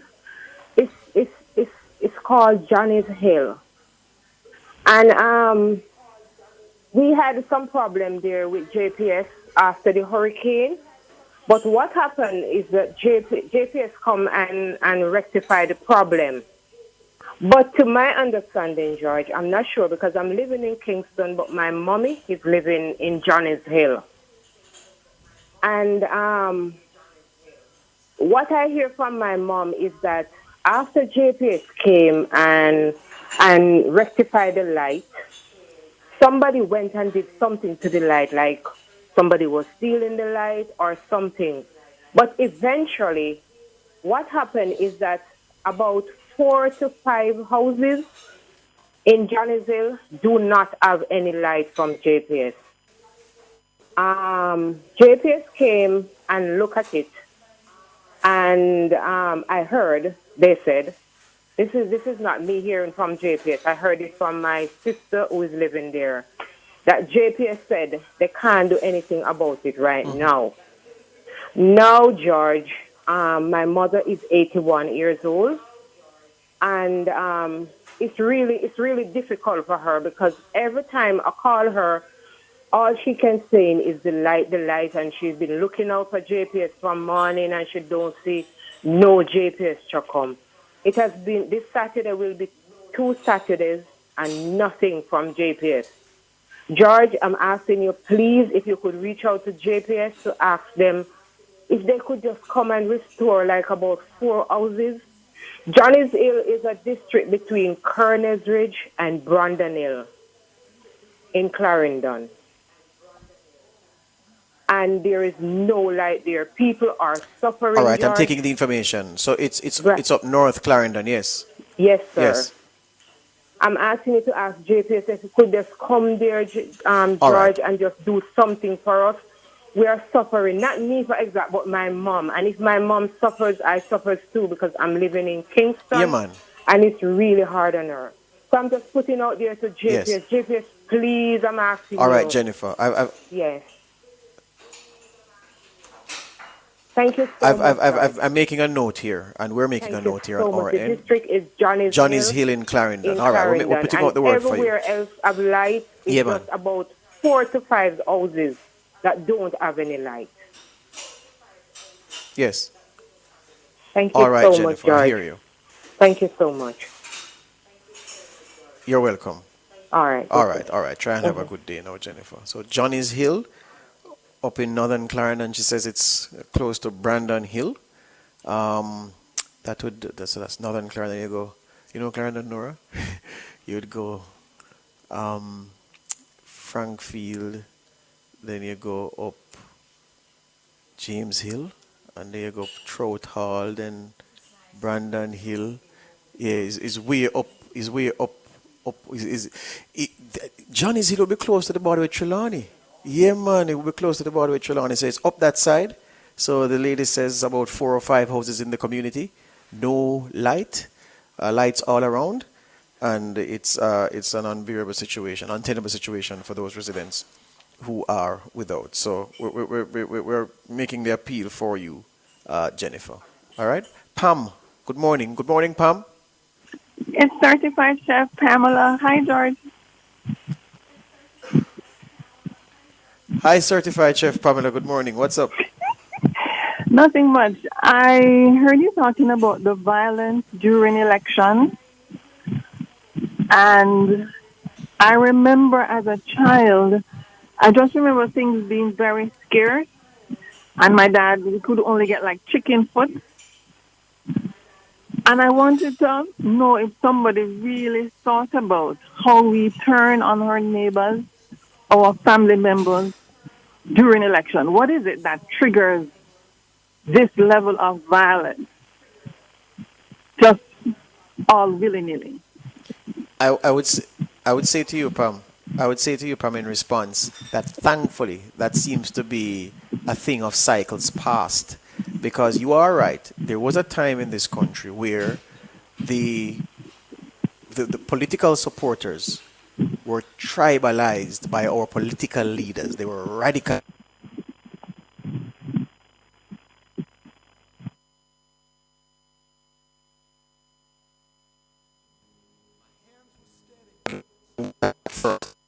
Whoever started to be dangerous and protect the territory. So, so we had this reality for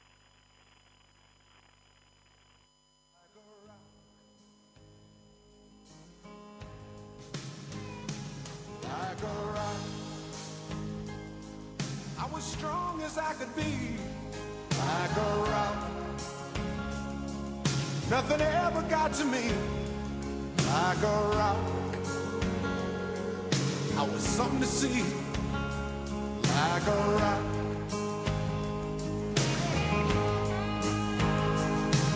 And I stood arrow straight, unencumbered by the weight of all these hustlers and their schemes. I stood proud, I stood tall, high above it all. I still believed in my dreams.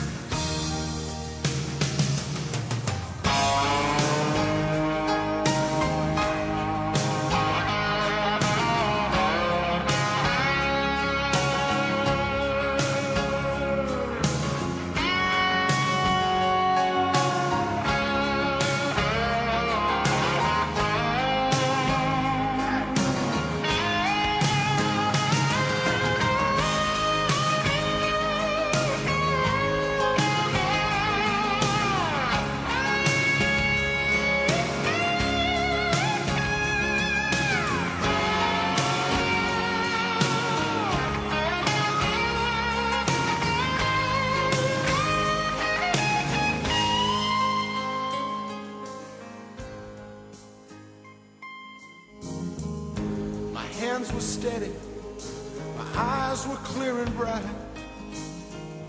My walk had purpose, my steps were quick and light. And I held firm to what I felt was right, like a rock. Like a rock. You live the life you love. Reggae Sumfest is back July 14 to 20. Get ready to turn up the heat and volume on Nationwide 90 FM as we broadcast live from Reggae Sumfest. Nationwide's broadcast kicks off at 8 p.m. on night 1 and night 2 for the Reggae Sumfest. That's 8 p.m. on July 19 and 20. Tune in as we capture the electrifying atmosphere of the Caribbean's largest reggae festival.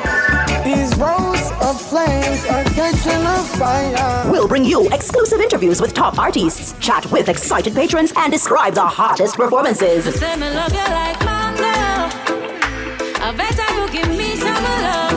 Whether you're at the festival or vibing at home, Nationwide 90 FM has you covered. So don't miss a beat or a rhythm when you tune into Nationwide 90 FM at 8 p.m. on July 19 and 20. Experience the ultimate vibe and get your reggae fix with Nationwide 90 FM, the new revolution in media. This broadcast is brought to you by Down Sound Entertainment, Loud Fashion, Sandals Resorts International, Hospital Montego Bay, Fairview Medical and Dental, Grand Palladium, El Paso, and Grace Foods.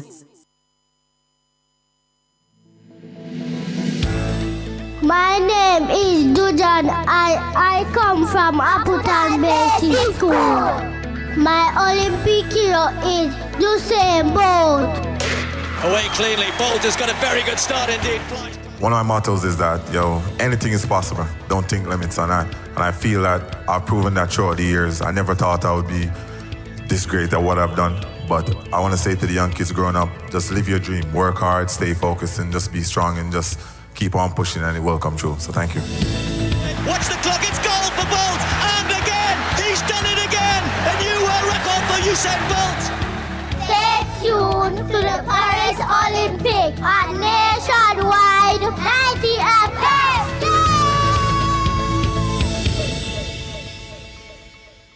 Come into the parlor, there's a welcome there for you. Welcome to the Mayor's Parlor with Desmond McKenzie. From 1 to 6 p.m. every Sunday, you'll now get more of your favorite vintage music. Put your head on my shoulder. Nationwide 90 FM will transform your Sunday into a musical time machine that will take you way back. Come on, let's go back in time. This magic moment. Journey into yesteryear with Desmond McKenzie in the Mayor's Parlor. I've got the music to jog your memory and make you smile. Put your sweet lips a little closer to the phone. Sit back, relax, and enjoy the best in vintage music. Coming to the Mayor's Parlor every Sunday between 1 and 6 p.m. here on Nationwide 90 FM, a revolution in media.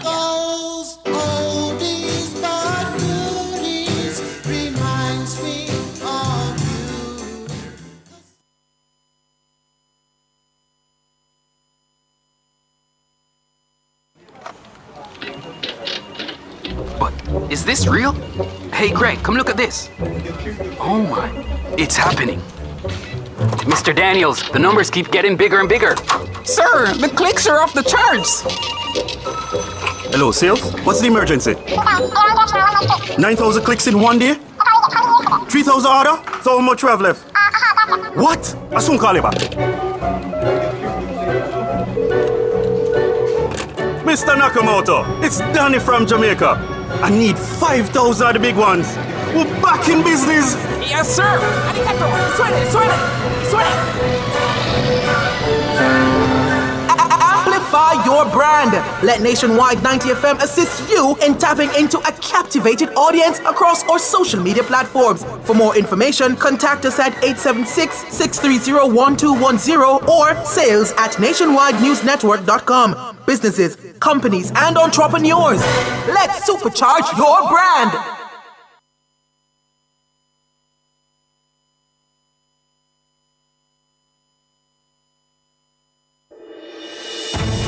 into Nationwide 90 FM, the new revolution in media. Stay ahead of the curve with our cutting-edge reporting and accurate breaking news coverage. We're having an earthquake.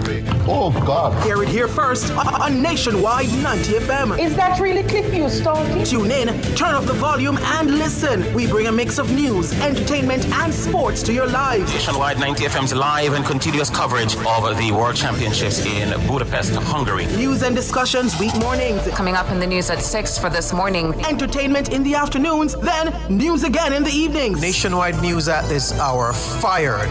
Also, tune in to the entertainment and sports shows in the nights and on the weekends. It is Boy Things After Dark right here on Nationwide 90 FM. Everything is news, from current affairs and entertainment to sports, business, and other categories. Nationwide 90 FM. This is Benjamin. Give it to them. Zaga, Zen. From every whisper to every commotion. That's rubbish. The KSAMC cannot investigate itself. Was Cliff Hughes really talking like that? Every news story unfolds here first at Nationwide 90 FM, the new revolution in media. Every sound is a story, and every story we share is news.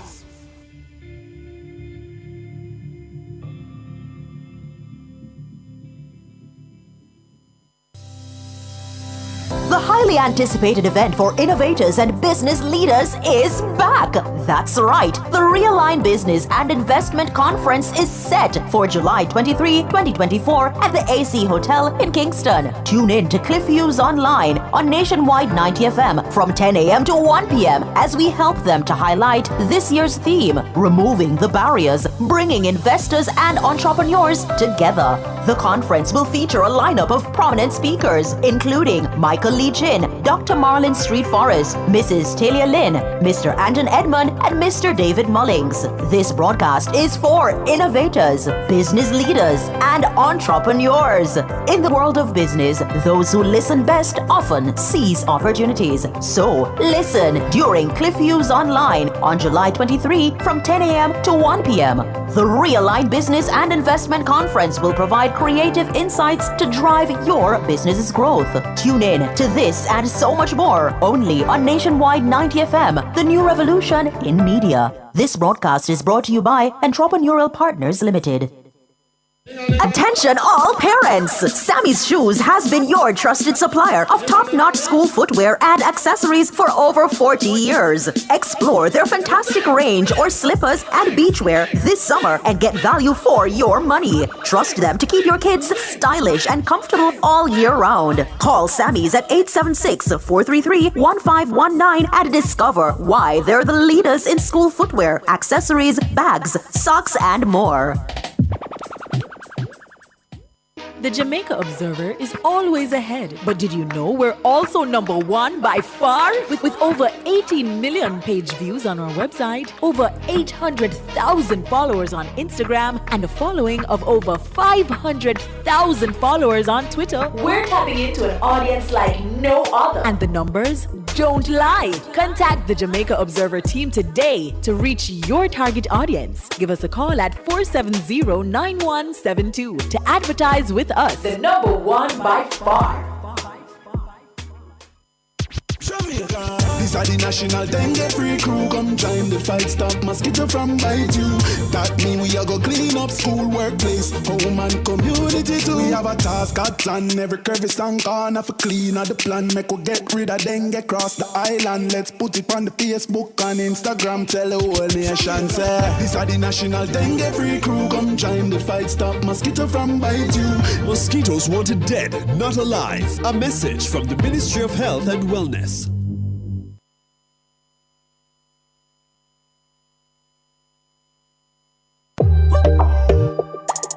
I'm Dennis Brooks. I'm Marlon Campbell. I'm Floyd Green. And I'm Garth Williams. Catch us on the Jamaican Dads podcast right here on Nationwide 90 FM, Thursdays at 8 p.m. with a repeat on Sundays at 6 p.m. The Jamaican Dads podcast is all about providing men with a healthy, safe, and functional forum to tackle many of the taboo topics that concern our masculinity. Like everyone else out there, we're dads of varying amounts of experience who come from different backgrounds and and often view the world differently. We're definitely not perfect, but we are all brethren and we're all committed to this piece of rock called Jamaica. Too often, there are no safe spaces for men to explore the issues which are important to us. Plus, most of the content out there about parenthood is produced by women, for women. So we think it is important that we be the change we want to see. Follow us on YouTube, Facebook, Instagram, and Twitter at Jamaican Dads with a Z. And definitely join us here on Nationwide 90 FM every Thursday at 8 p.m. with a repeat on Sundays at 6 p.m. for the Jamaican Dads podcast.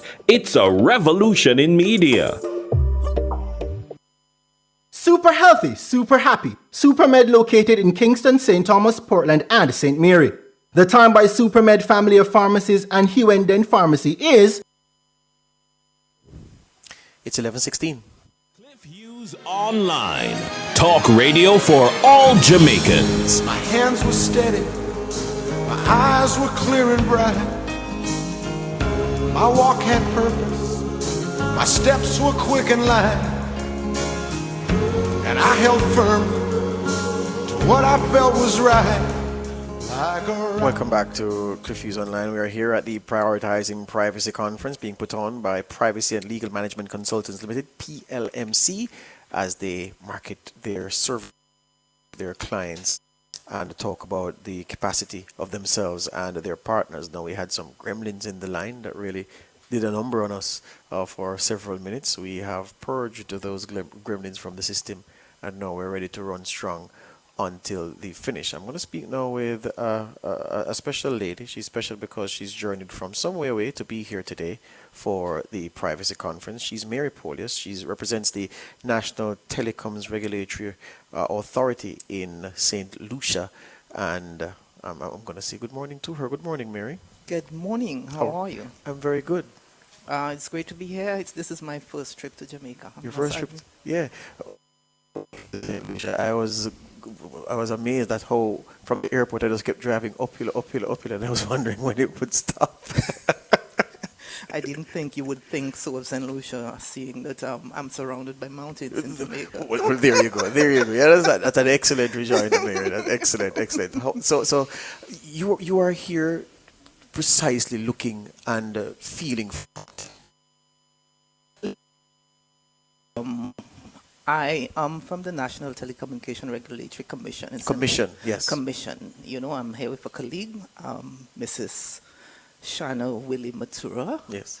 And because we are regulators, our focus is on regulating the sector. Mm-hmm. But then I must admit too that we have provisions in the Act that for confidentiality. Mm-hmm. We have an Act that was passed in 2000. Yes. It's under review. But data privacy is something that we have not discussed much at the Telecommunications Commission, but because of our stakeholders, the providers, mm-hmm. and because we have information from our clients, mm-hmm. We are in the process of digitizing. We thought it would be good to attend this conference so that it can become an eye-opener for us mm-hmm. as to how we store and manage mm-hmm. our information. Mm-hmm. So that's why we're here. In the broader St. Lucian community, you say that your colleagues at the level of the commission haven't taken on much the issue around data privacy, not in great detail, but mm-hmm. society-wide, mm-hmm. has there been or is there a discussion around that at any time in St. Lucia? Well, I can tell you that the Data Privacy Act was passed in 2009. Mm-hmm. As to whether it is being enforced, this is something that we will find out, because this conference has really given us a lot of information, so we can go back and engage the Office of the Data Privacy, mm-hmm. and as well engage our stakeholders, because the information that we have received here today, it's not that we don't know about data privacy, but the information has jolted us to the point yes. that we will go back, engage the Office of the office where data privacy is, and as well as our stakeholders, the mm-hmm. telecommunication providers.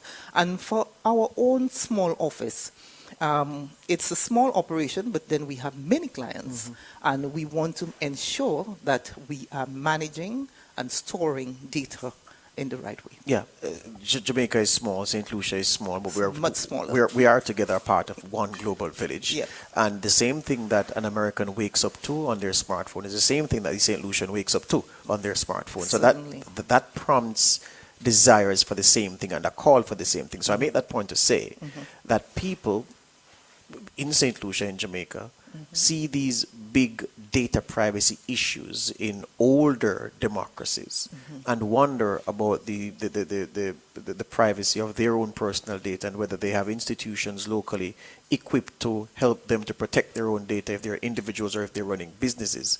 So I say that again to ask if in St. Lucia, there has ever been an issue, a big problem, a controversial issue concerning data privacy sufficient for people to be wondering of the government whether the laws that exist are strong enough or where there's need for more legislation to deal with the issue? Well, I do not have an incident off the top of my head, but as you said, the world now is a global village. It doesn't have to happen in St. Lucia to affect us in St. Lucia. And sometimes we believe that issues of that kind are not for us, but for bigger countries. So I do not know of an incident. Yeah, that's fine. But I am sure this is something we do not have to wait for something to happen for us to take the necessary steps. So that when we go back, we can start to start the conversation with our providers, because they store a lot of information. Our providers, the telephone companies and so on, they store a lot. So we would like to know what measures they have in place to protect the information from the clients. I can tell you this, that there was a very controversial case in Jamaica in 2014. I don't know if you've ever heard of a man called Vibes Cartel. Of course. There you go. So his case and a significant development in the case rested on the provision of data from one of our leading telecoms providers, who you know very well. And people were saying, they didn't know that this thing could happen, whereby you could have your communication on your device, which you thought was private, only for the court to instruct experts to lift that data from the phone so that it could form part of a court case, a murder prosecution. So I mentioned that to ask if if this incident or incidents like these are of concern, have ever been expressed as a concern by anyone in the St. Lucian society. Well, I don't know that incidents like what you mentioned have been expressed. But if it can happen in Jamaica, it can as well happen in St. Lucia. But what we have to know is whether the Data Privacy Act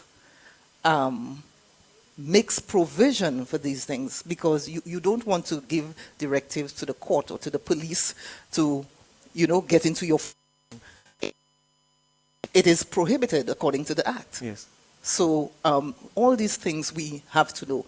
Right now, as I speak to you, I do not know what the Act entails. But then, as I said, this conference, it created that kind of awareness that when I go back home, that we will be engaging people, the people who are relevant, so that we can know what's happening. And lastly, Mary, the coordination and the relationship within CARICOM concerning telecoms and the regulatory decisions that influence how they do their work. So what happens in the Jamaica jurisdiction? Do you have a network with your colleagues in Barbados, in Trinidad and Tobago, across CARICOM? There are two big players here, Digicel and Flow, as we all know. So do the regulatory authorities share that kind of information and ensure, put their colleagues in a position to stay in step with the relevant laws as they are formed? Well, as the NTRC, we work collaboratively with other islands, because there are 5 NTRCs. And we work collaboratively, but not generally with all the other islands, like Jamaica. And although we have colleagues in Jamaica that sometimes when we need information and we need assistance, we can always reach out, the OUR. Okay, so it is something that I believe that we can do collectively. It's a small region. And personally, I've always thought that CARICOM does not do enough together.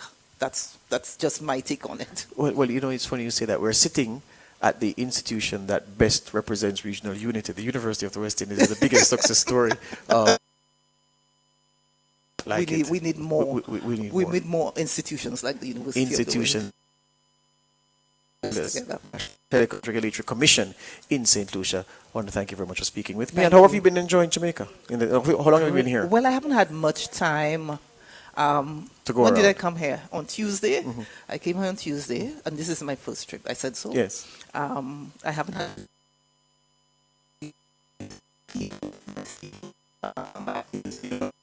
As you leave, I tell you this. There was a young man who worked with me in an office, and he's from here for school.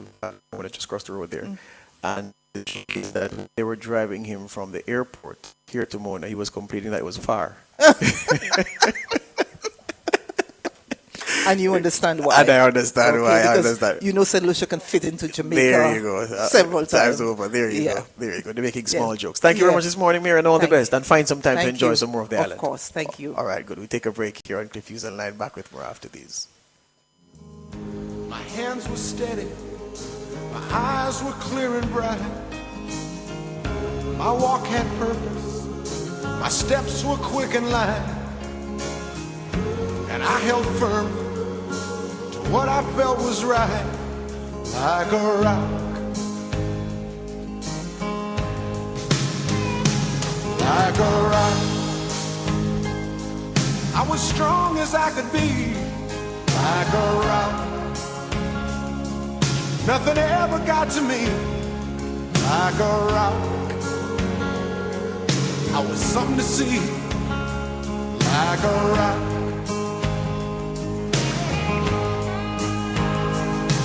And I stood arrow straight, unencumbered by the weight of all these hustlers and their schemes. I stood proud, I stood tall, high above it all. I still believed in my dreams.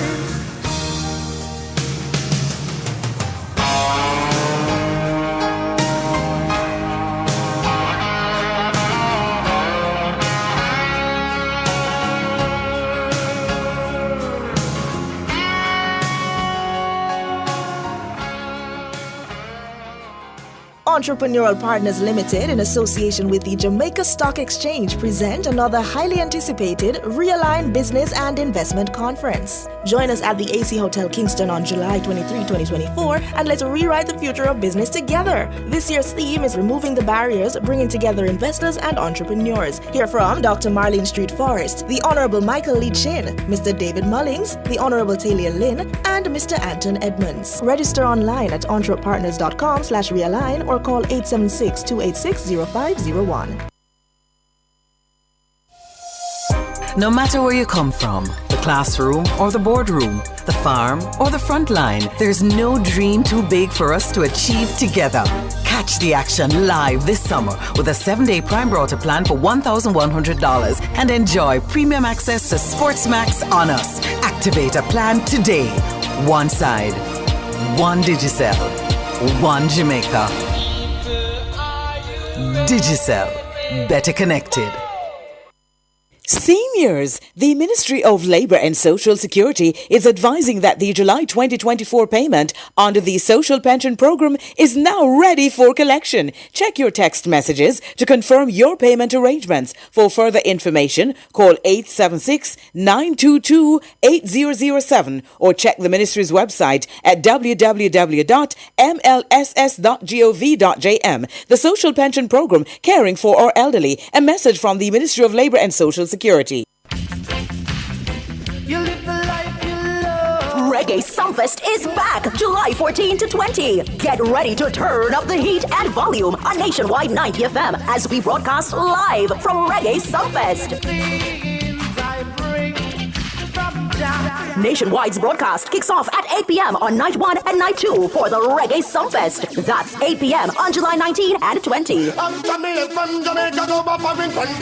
Tune in as we capture the electrifying atmosphere of the Caribbean's largest reggae festival.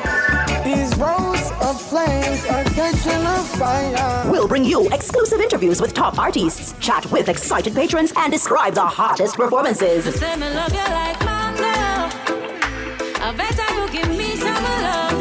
Whether you're at the festival or vibing at home, Nationwide 90 FM has you covered. So don't miss a beat or a rhythm when you tune into Nationwide 90 FM at 8 p.m. on July 19 and 20. Experience the ultimate vibe and get your reggae fix with Nationwide 90 FM, the new revolution in media. This broadcast is brought to you by Downsound Entertainment, Loud Fashion, Sandals Resorts International, Hospital Montego Bay, Fairview Medical and Dental, Grand Palladium, El Paso, and Grace Foods. Our phone numbers are 630-9371, 630-9372, 630-9373, 630-9374, and 618-8255. My hands were steady. Back with us, I was having a conversation with Pamela, certified chef Pamela, before the gremlin struck. And it's a pity I lost the connection at that time. It was a bit, that was a nice conversation line. But Pamela, I hope you got the gist of the point, enough of it before the line cut. Patrick is online. Good morning, Patrick. Good morning, Jerry. Man, how you do? All right, you know. Midday, man, Raga anyway, Raga. Yes, man, we'll go on Raga. Midday, man. Well, listening Talk to me. Program,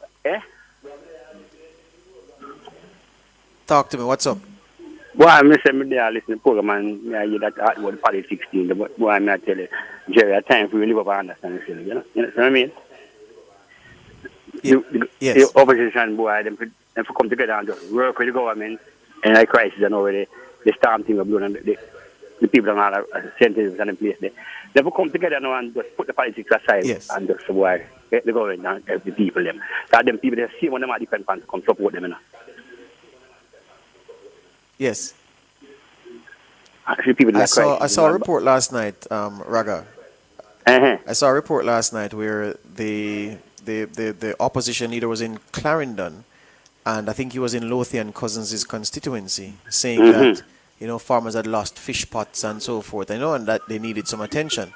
I understand. I saw the travel itinerary of the Prime Minister yesterday, and he was due to go to Lothian Cousins' constituency today. So it's. I don't know if. Well, I'm sure he would have. Well, by about now, he should be in that constituency and going to Frankwitter. So you want them to work together rather than try to sow dissent, eh? To work together, man. Work together as unity. Yeah. Mm-hmm. Man. That can only help, especially in a time of disaster. Yeah, man. Yes. Put the politics aside. Yeah, man. You still follow racehorse, Raga? You still follow racehorse? Yeah, man. We are still racehorse thing, man. Anyway, and Claire said video still, you know. Who? Clive. Oh, yes. Tell him much respect every time. Yeah, man. Time say more than about to call you and talk to you about times. Not say more you go out on the radio there. Say, boy, glad for that. Yeah, man. Mm-hmm. All right, sir. Respect every time, Raga. Yeah, man. Big up yourself. Cool. All right, cool. Respect, thanks. Raga there. I had my first copy of it was like a Bible to me as a young boy. They used to publish an annual report on horse racing for the year. And my first copy was loaned to me by him. I think it was a 1988 edition. It had Madame Pam on the front cover, Madame Pam with Joe Buchanan. And it was like, it's a little boy, I can't read this myself, of course. I would have been about 7. Yeah, man, and so Raga from the Roots days. Who's online now? James. Good morning, James. How are you? How are you doing? Fine, sir. Boy, let me commend you. How are you? Physically not too bad. I'm mentally up there, and at 80 young now, I still drive around, go to my office and do a little work. I want to just commend you though. for your ability to perform on the television and the program here. It has been very good. You are accurate, you are efficient, and it has been a good job. I heard you mention this morning about those shooting with politicians, but there was one in St. Catherine, I think it's last year or so. It was a big shooting. I know it might have slipped you. You didn't remember some PNP guy died around there, jail people leader, somebody that was in the community. So that was another disaster, you know. So I'm glad that you. What I was highlighting though, what I was highlighting though, James, was the candidates, and I was just looking at where it started. So the new events, I wouldn't have mentioned the new events, the more recent events, but I was just focusing on where it is coming from and the political candidates, because everybody I spoke of was a candidate. Ferdinita was a candidate, Colin Williamson was a candidate, Roy McGann was a candidate, Rosalie Hamilton was a candidate. So I was just focusing on the candidates and looking at where it started. I think you want to say to the government that every member of parliament now and should have some protection. And I think they need to improve them. The new commissioner need to tell you what he's doing about a number of things, because I think every member of parliament needs to have that sort of protection, you know. And we were not joking about it. You brought out what happened to Trump and all that, and it was very good and refreshing for us to hear you bring out those facts. So, but I think the government needs to look at the protection of member of parliament, because as you rightly say, we never can tell when and how it will happen. You cannot prevent everything, really. Quickly, I went through Jonestown a few times. Are you hearing me? Yeah, man, hearing you loud and clear. Yes, and yesterday I was through there looking at the Ambassador Theatre, that building that was one of our top theatre those days. And between me and you, if you take a drive on the one day, the building is as perfect looking from outside as when I was a young man. Used to go to the Ambassador Theatre when Fats Domino came to Jamaica. What I think the MP should do is get a camera, TV camera around there and some radio people, take a picture of the place, meet with some of the younger people, and say something about the Ambassador Theatre. It is still there.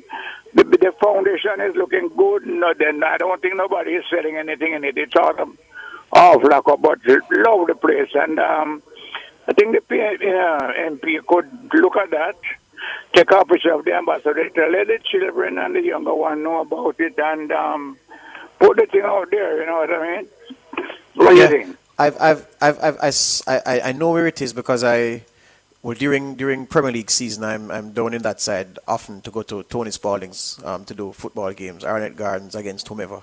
So I've seen it from the outside, but I've not been close enough to it. So it looks as good as some 20 years ago when I was a young man. You went to see Fats Domino there a long time, that isn't, brethren? George, when Fats Domino came here, I couldn't even go in there. I didn't have the fear. I didn't have their money. And I was attacked by some boys around and started to throw some lick. I mean, I don't know what they said did to them.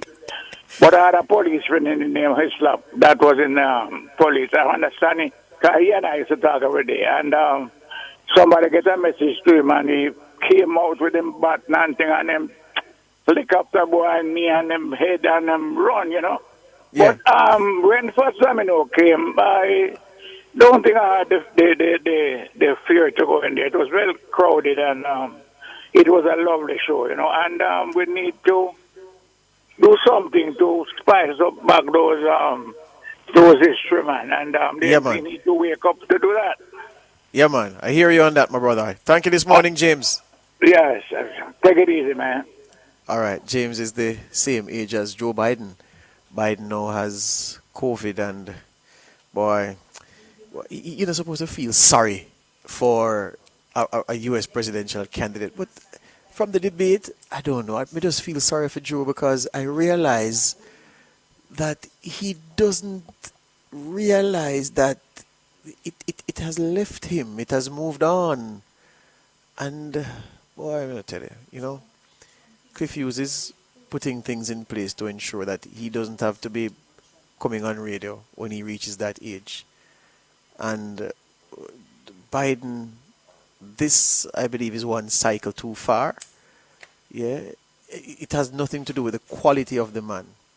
It has everything to do with the capacity of the man at this stage. And there are many 81-year-olds, 83-year-olds who are more sprightly than him and who would be able to do what is required as U.S. president. But it's just that Joe's fragility is particularly troubling. And you can't have that kind of mental frailty in the most important job in the world. So it is sad. Boy, a good man, and you're just watching him, and he doesn't know, and those around him won't tell him. And oh boy, Nora, let's take the break and come right back. My hands were steady, my eyes were clear and bright. My walk had purpose, my steps were quick and light. And I held firm to what I felt was right, like a rock. Like a rock. I was strong as I could be, like a rock. Nothing ever got to me, like a rock. I was something to see, like a rock.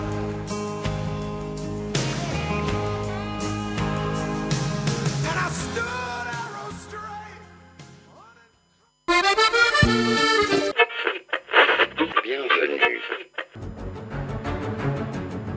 I stay locked into Olympics because, of course, I'm Jamaican.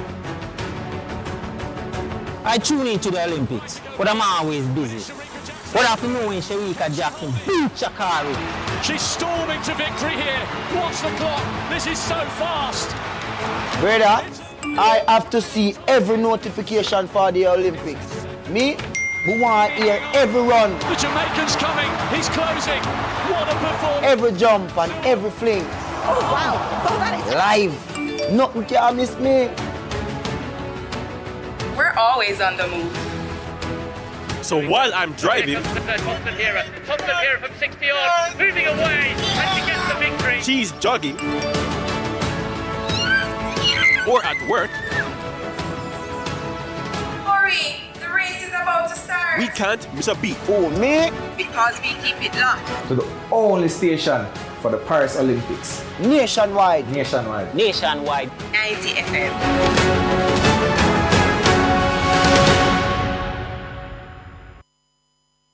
Calling all fisher folk and aquaculture farmers. Now you can get your license quick.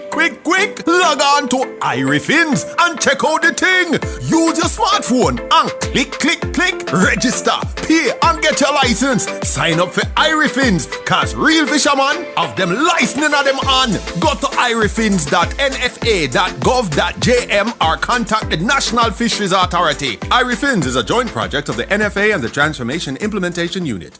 Ready, set, go! Where are my winning spirit? The winning spirit.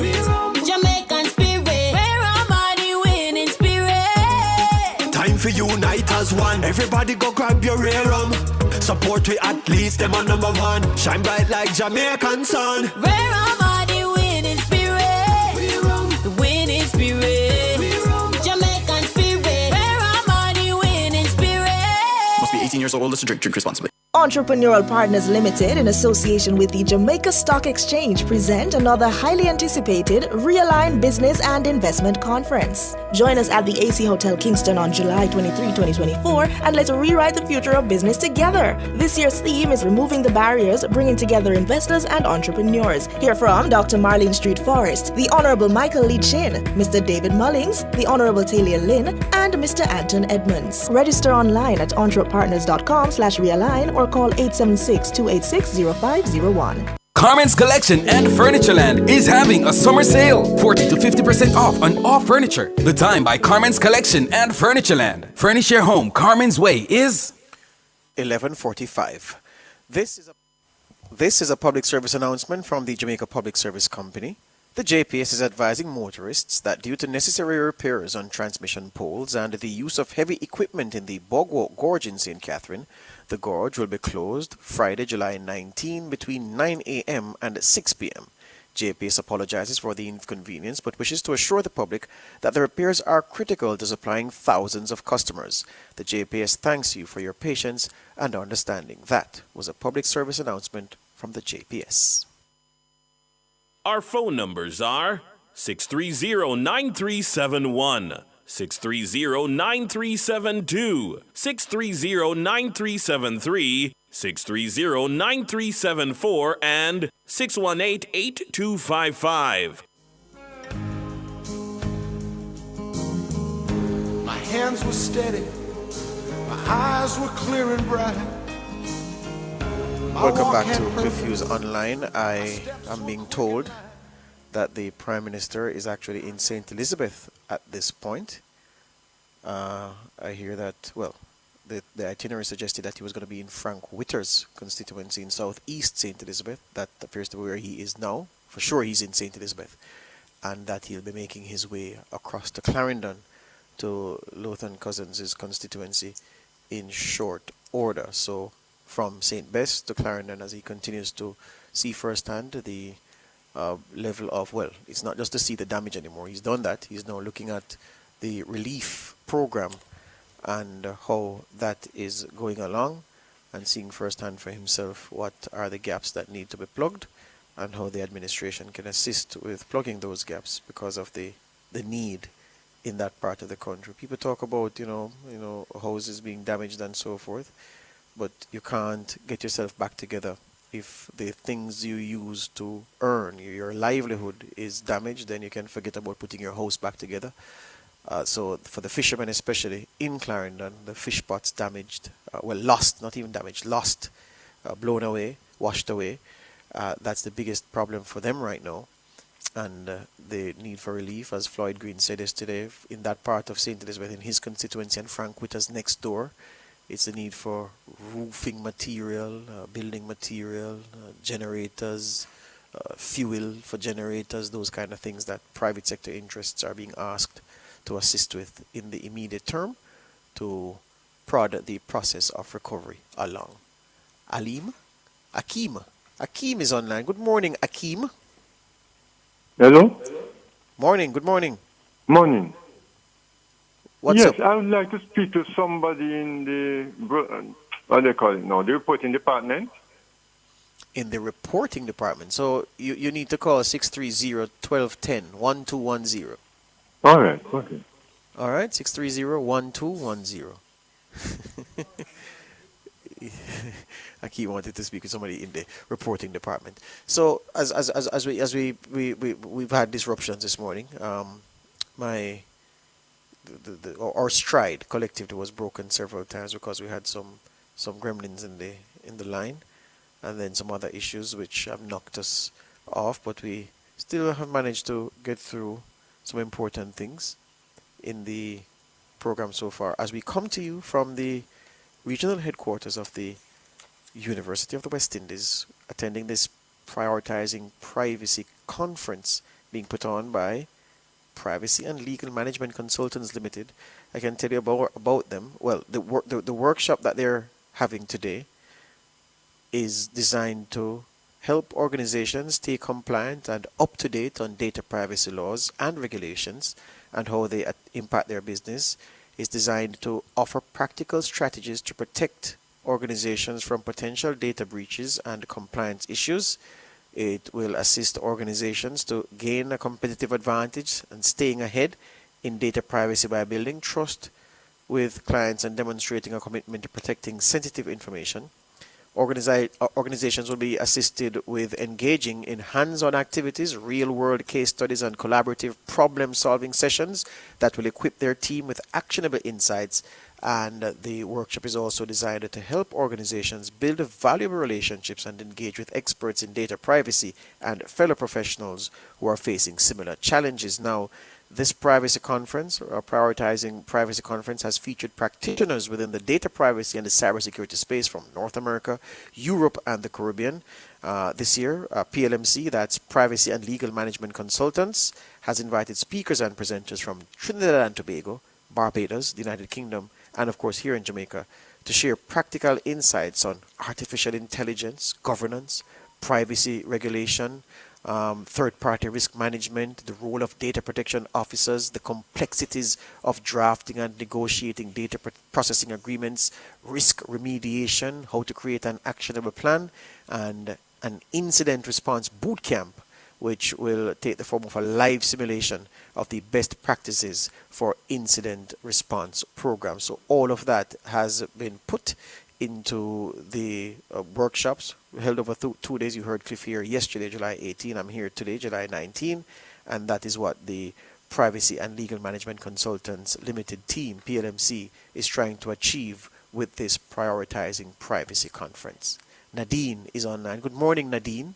Hello, morning, George. First time in the program. Look here. You can beg the public service, please, for me if a mommy light of a country, Moors. Which parish is Moors in, Nadine? In Clarendon, Moors. Moors in Clarendon. Which major town is that near to, so I can understand? All right, they go to Palmer's Cross, then Chateau, then Moors. Okay, so Palmer's Cross, then where? And then Chateau, and then Moors. Okay. So what's the situation down there? My mommy not get back light yet. So the whole community is in darkness? Yeah. At night. Okay.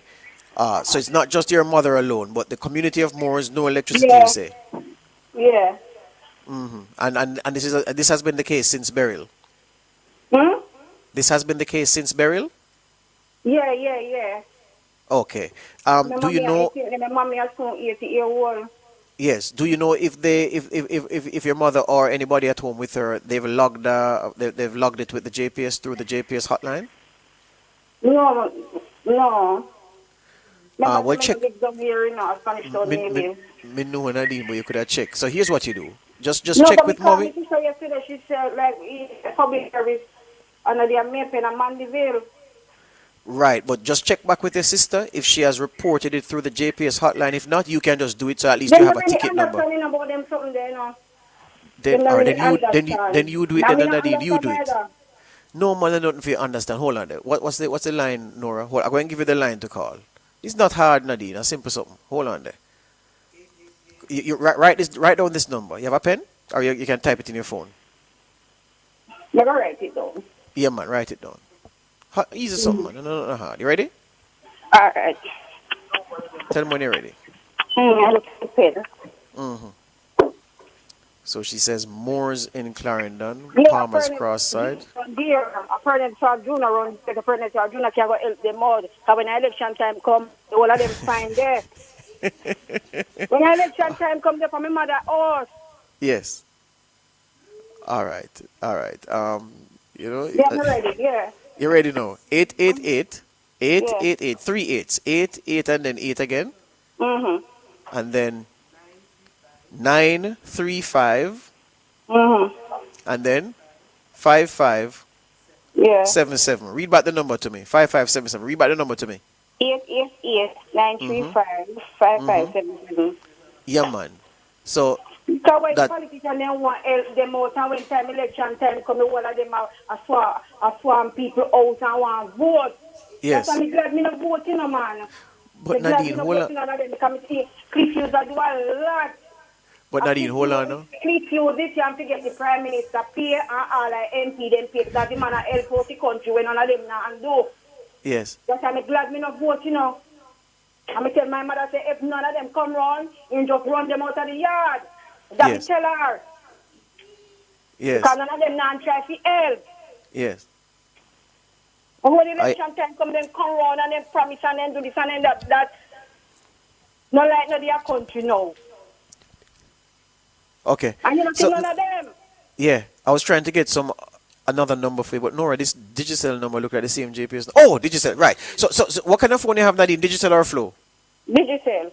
All right. So the number I gave you is the Digicel number. But if you don't get through on that, you want to take another number? If you don't get through on that, I'm going to give you another number you can call as well. All right. You ready? You still have the pen?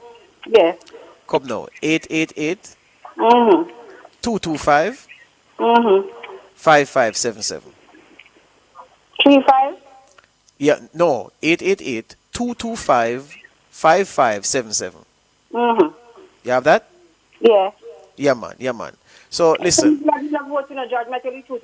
Me not vote, Me not look on Yeah. them, No, try to vote them. I don't look on them, I tell you that, Nadine, And I will never vote none of the two of them. Nadine, in these times. These times come and none of them now go help the people. Them are Cliff Hughes alone every day. People are calling, and Cliff Hughes. Cliff Hughes are not government or opposition. He might do a lot for people, them and none of the politicians, them now do it. And when election time come, me say, the one of them are run like a guinea pig. But Nadine, the politician, them can't. And none of them can get my vote. I'm not business about them. Nadine, the politician, them can't put on the light now. It's up to JPS no, now. but them can try to help. Yes. Or Cliff Hughes are help. Yes. Or Cliff Hughes are help the people then. And them Yes. help the people then. Yes. Or Cliff Hughes are grow. Every day people calling and I call him man radio station. And them to help. Yes. All right, Nadine. Just call the two numbers and make the report about your mom down in Moors and see what can happen. You can follow up with them, all right? And follow up with us if anything. Yeah, man. No problem. All right, 11:57. I think we need to break for the news. But you hear what Nadine said though? She said, look, yeah, she knows I'm a politician reconnect light, but you can at least go and say, boy, Miss Etty, no, you don't have no light, but so and so. It's 2 bottles of water here or so, until the light come. But she's saying that storm blow and nobody don't turn up. But when I vote time, every man, yard full of people. We take the break now, we come back. After the break, the World at Noon, and then we return at 12:30.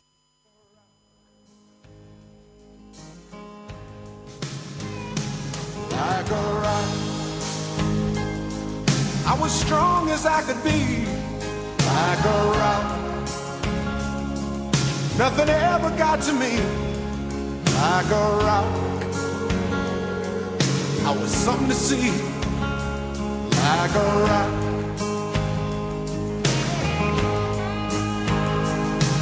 and I stood arrow straight, unencumbered by the weight of all these hustlers and their schemes. I stood proud, I stood tall, high above it all. I still believed in my dreams.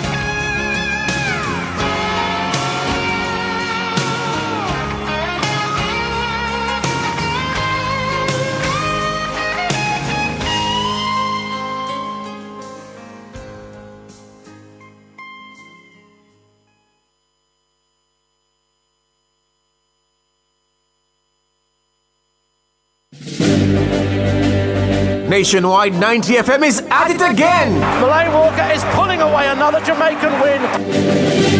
Team Revolution will clear every hurdle and sprint to the finish as we cover the games of the 33rd Olympiad from Paris, the city of love. Here comes Parchment on the outside. Holloway under pressure. Handsome Parchment. Lands gold. A Jamaican victory in the 110 hurdles. Nationwide's coverage is powered by our gold sponsor, Ray and Nephew White Overproof Rum.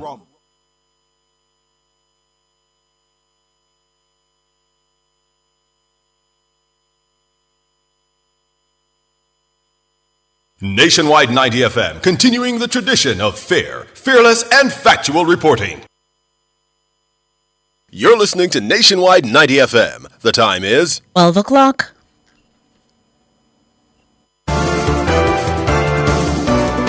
It's credible and factual. The World at Noon on Nationwide 90 FM.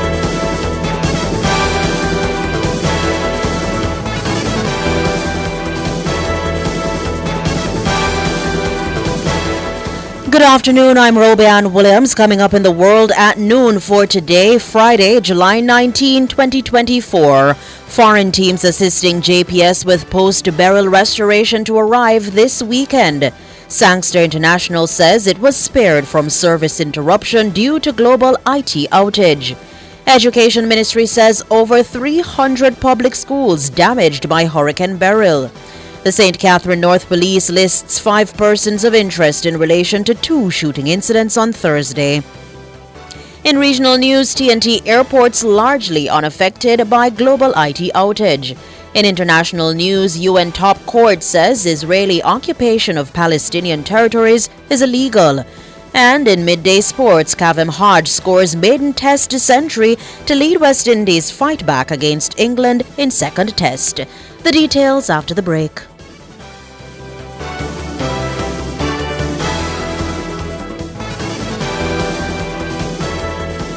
The Midday News is brought to you by Total Tools. We almost always have it. If it's news, it's got to be Nationwide 90 FM.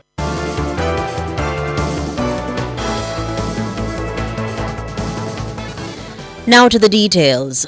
The Jamaica Public Service Company JPS says linemen from the regional utility companies that have pledged assistance to Hurricane Beryl restoration efforts are set to begin arriving in the island on the weekend.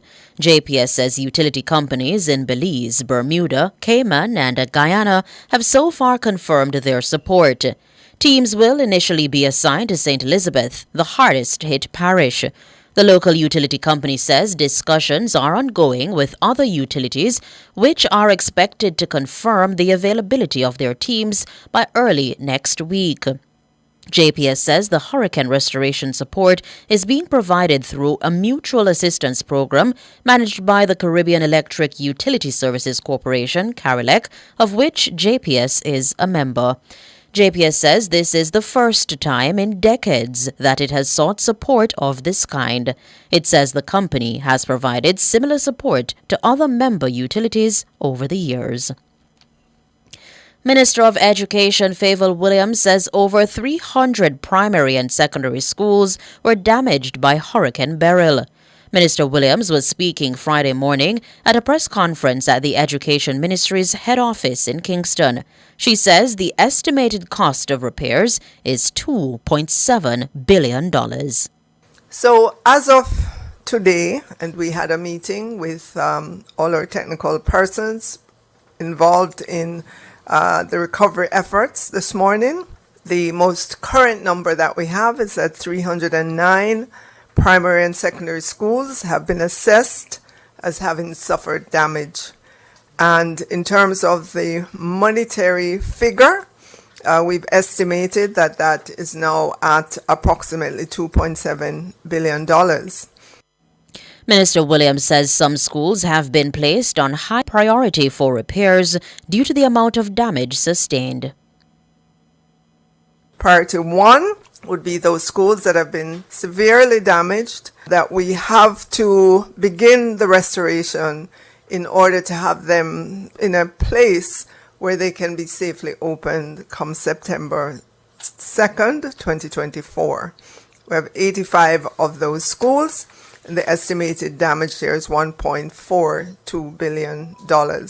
Just as an example of some of these schools, the priority schools in areas like Region 5 from parishes such as St. Elizabeth. Some of the names are Bull Savannah Primary, Sandy Bank Primary, Pedro Plains Primary and Infant, Monroe College, Hampton School for Girls, among many others. Favour Williams, Minister of Education. Health Minister Dr. Christopher Tufton says the bulk of the estimated cost for rehabilitating public health facilities damaged by Hurricane Beryl will go to the southern and western regions. The estimated cost of the damage across all 4 regions is some $4 billion. It's to be noted that 76% of total costs for the rehabilitation of the health system are in the Southern Regional Health Authority, that is the parishes of Clarendon, Manchester and St. Elizabeth, and the Western Regional Health Authority, which is Westmoreland, Hanover, St. James and Trelawney. In terms of hospitals, some 23 of our 26 hospitals are now back to normal operation, so 23 of 26. The remaining 3, Black River, Noel Homes and Falmouth General, are still operating in emergency mode, and we're taking all the necessary action to get those back up as quickly as possible. Dr. Tufton says the ministry's recovery plan includes making more facilities climate resilient. The ministry has developed a recovery plan, firstly to bring the operations in all health facilities back to normal capacity within the shortest possible time, address all remediation that may affect service delivery, and make more health facilities climate resilient, a medium to longer term strategy, by applying the WHO PAHO Smart Facilities Standards. You may recall that we have a program currently where, guided by the WHO PAHO, called Smart Facilities, that are facilities that would be resilient to climate-related extremes. And we have about 19 facilities now that have benefited from this smart facility designation. Dr. Christopher Tufton, Health and Wellness Minister, he was speaking at a press conference on Thursday. Commercial Development and Marketing Manager at MBJ Airports Limited, Sharon Hislop Holt, says save for a few delayed flights from the U.S., the global technology outage has not affected operations at the Sangster International Airport in Montego Bay. She was speaking on Nationwide this morning on Friday.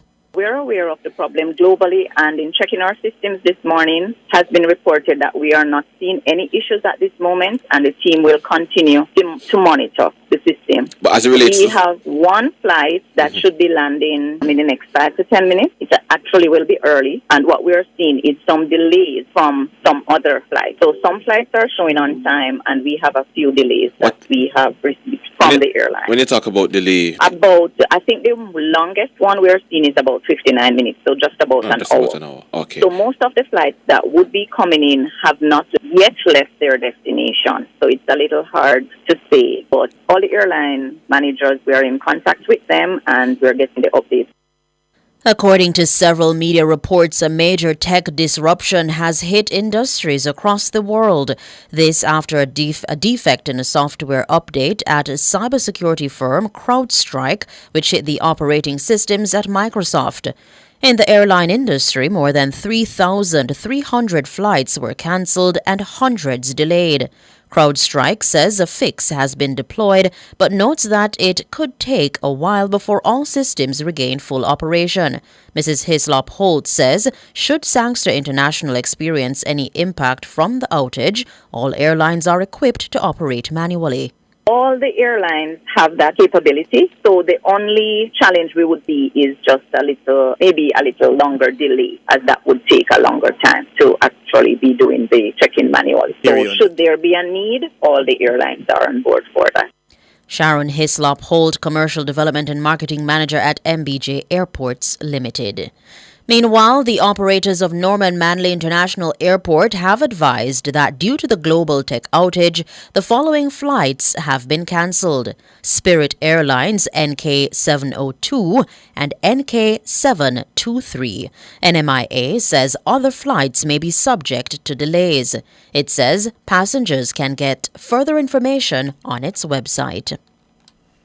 And cybersecurity expert and CEO at 876 Solutions, Trevor Forrest, says personal data should not be at risk of compromise by the global outage. He was also speaking on Nationwide this morning on Friday. Is there a risk that data stored could be lost? Currently, they're still investigating the effect of this, but based on what I've seen so far, the data should not be affected. So currently, that is not an issue. So what you're describing would stem from a deliberate attack, but this is not viewed or classified in that way. Mr. Forrest says it could take days for normality to be returned to industries affected by the disruption. We're still seeing reports of the vastness of this, because this Cloudflare is used heavily, and Microsoft Windows in the server space is used by a lot of companies, and because of the variety of deployments, they may have a single server with dozens of servers virtualized on it. I think it's going to take a little while. I really can't give you an accurate... Looking at months though, at the very least. No, I wouldn't say months, but I'd say a couple of days well. Trevor Forrest, cybersecurity expert and CEO of 876 Solutions. And Permanent Secretary in the Health Ministry, Dunstan Bryan, has detailed several challenges preventing normal operations at some hospitals still under emergency mode. The hospital requires the support systems, electricity and water. And in the case of the Black River Hospital, and also in the case of the Falmouth Hospital, we are still having issues with, well, not Falmouth, but Black River. There are issues with electricity that does not allow us to have full operation. So when we talk about emergency mode, it's just that we are not able to provide elective surgeries, for example. And so we have to do just the emergency operations, A&E support, etc. So that's primarily the issue that you're having. Mr. Bryan says the Falmouth Hospital is expected to return to normality in 2 weeks. For Falmouth Hospital will be up and running within the next 2 weeks, as the minister says. It was that there was a damage to the operating theatre roof. And because the roof of the operating theatre has been compromised, you cannot do operation. So we have to go into emergency response. We have to do emergency response. So we have to curtail the number of surgeries that are done. So you can't do elective surgeries, for example, to undertake the complete operation of the hospital. Dunstan Bryan, Permanent Secretary in the Health Ministry. He was speaking at a media briefing on Thursday. The Transport Ministry has confirmed to Parliament's Public Accounts Committee, PAC, that the selection of Managing Director of the Transport Authority, Ralston Smith, for the post conformed with the agency's established hiring policies. The confirmation was sent in a letter from Permanent Secretary Carol Palmer in response to queries from the Oversight Committee of Parliament. Dana Davey has this report. The PAC had sought confirmation as to whether the established recruitment processes and procedures were followed with respect to the hiring of Ralston Smith. The committee also wished to know whether Mr. Smith had the requisite qualifications for the post. In a letter to the PAC dated June 12, 2024, Carol Palmer told committee members that Smith was qualified for the job he holds. The advertised criteria for the job required a candidate who possessed a master's degree in public sector management, transportation logistics and supply chain management, business administration, or a related field. A candidate who possessed a master's was required to have at least 7 years' experience in transportation, logistics, or the supply chain sector. The job advertised also noted that in lieu of a master's degree, a candidate may also be accepted with a bachelor's degree in the same fields. Such a candidate would require 15 years' experience in the field. The successful candidate was also required to demonstrate competence in public sector management, policy development, and implementation. The Permanent Secretary told the PAC Smith met the qualifications required as he had obtained a bachelor's degree in business administration from as far back as 2010, and he had held the post of regional manager at the Transport Authority from March 2004 to 2023. The Permanent Secretary also noted that Smith possessed other relevant qualifications. Mrs. Palmer also advised the PAC that the contract offered to Ralston Smith by the Transport Authority is yet to be reviewed and approved by the Ministry of Finance and the Public Service. According to the Permanent Secretary, the Ministry of Transport has since requested the review and approval. The development in relation to Smith's contract stands in contrast to the contracts of other senior managers at the authority. According to Palmer's letter, those contracts have received no objection from the Finance Ministry or have been otherwise approved by it. It's not immediately clear why Smith's contract was not treated in a similar manner. Dana Davey for Nationwide News. The St. Catherine North Police have listed 5 persons of interest who they believe can assist them in their investigations into 2 shooting incidents in the division on Thursday. Reports are that one man has since succumbed to injuries sustained in one of the incidents. Head of the St. Catherine North Police, Superintendent Hopton Nicholson, says the incidents happened sometime after 8 p.m. in the Spanish Town town centre. The police who were on beat patrol in the Spanish Town town centre responded to several explosions in the vicinity of Marchben Road as well as the entrance of the bus terminus along Burke Road. There were several explosions also heard in the vicinity of the Texaco gas station that is located along Young Street, and another police team responded. Information garnered is that 2 men were found suffering from gunshot wounds and were transported to the Spanish Town Hospital, where one man subsequently died while being treated and the other one admitted in serious condition. Superintendent Nicholson says the 5 persons of interest should immediately turn themselves in to the Spanish Town Criminal Investigations Branch. First person is a man known only as Peter. The other one is Theophilus Campbell, otherwise known as Dangareds. Daniel Wilson, otherwise known as Chev, and Javan Francis, otherwise known as Poco. Another man only known by the alias Will. We're asking these persons to immediately turn themselves over to the Spanish Town CIB. The police, while increasing their presence in and around the Spanish Town Centre, will ensure that persons are able to go about their lawful business. We ask law-abiding citizens to cooperate with us. Superintendent Hopton Nicholson, head of the St. Catherine North Police Division. To regional news now, Loop News is reporting that the Piarco International Airport in Trinidad and the ANR Robinson International Airport in Tobago remain functional despite a global IT outage that has left several other airports in chaos. The report says only one flight that should be the United Airlines 1459 to Houston, Texas, has been affected. The flight was scheduled to leave Piarco at 12:30 a.m. but had to be cancelled due to the outage.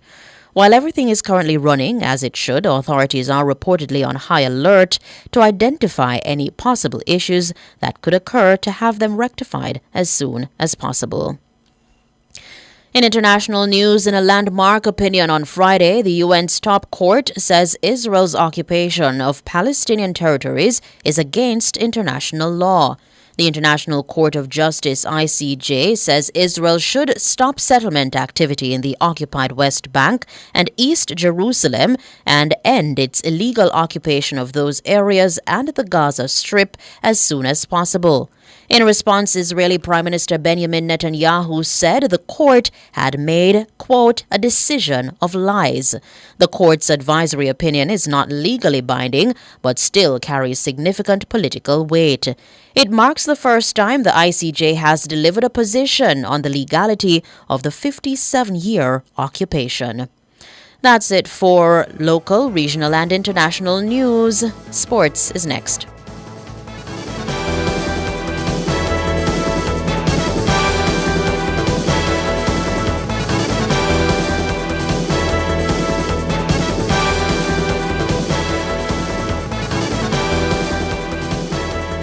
The Midday News was brought to you by Total Tools. We almost always have it. Success powered by learning. The Time brought to you by Sandals Corporate University. Come grow with us is 12:19. When last you get good bun, you don't know good bun until you have a mother's bakery bun. From you pull open the wrapper and it's soft so till. A so bun for nice. And from when you take the first bite, love it so till. A so bun for nice. Beg your piece. Get your own mother's bakery bun. I will buy one off you. Yes, but I will charge a convenience fee. I will take one. Me too. Mother's bakery buns. A so bun for nice. Try them today. Ready, set, go! Where am I, the winning spirit? The winning spirit. Jamaican spirit. Where am I, the winning spirit? Time for unite as one. Everybody go grab your rear rum. Support we at least them on number one. Shine bright like Jamaican sun. Where am I, the winning spirit? The winning spirit. 18 years old. Listen, drink responsibly. From the Nationwide News.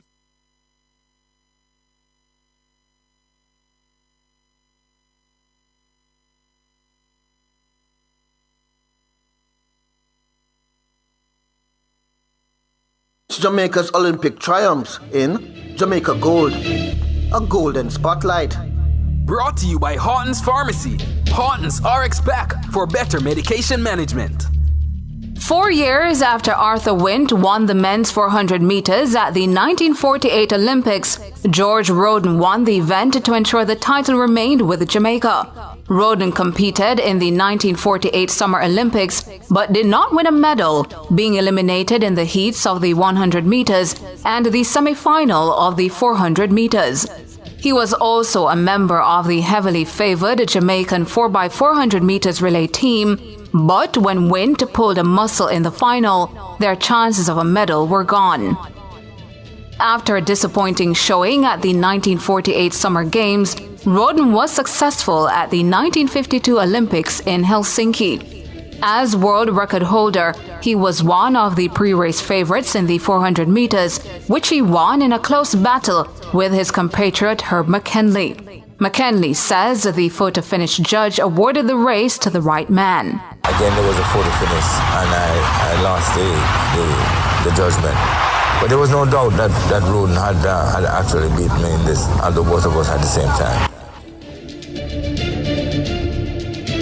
You just experienced a Jamaican Olympic triumph in Jamaica Gold, a golden spotlight. Brought to you by Horton's Pharmacy. Horton's RX Pack for better medication management. From the Nationwide News Network, comprehensive, up-to-the-minute local and international sports news. This is the Nationwide Sports at Noon.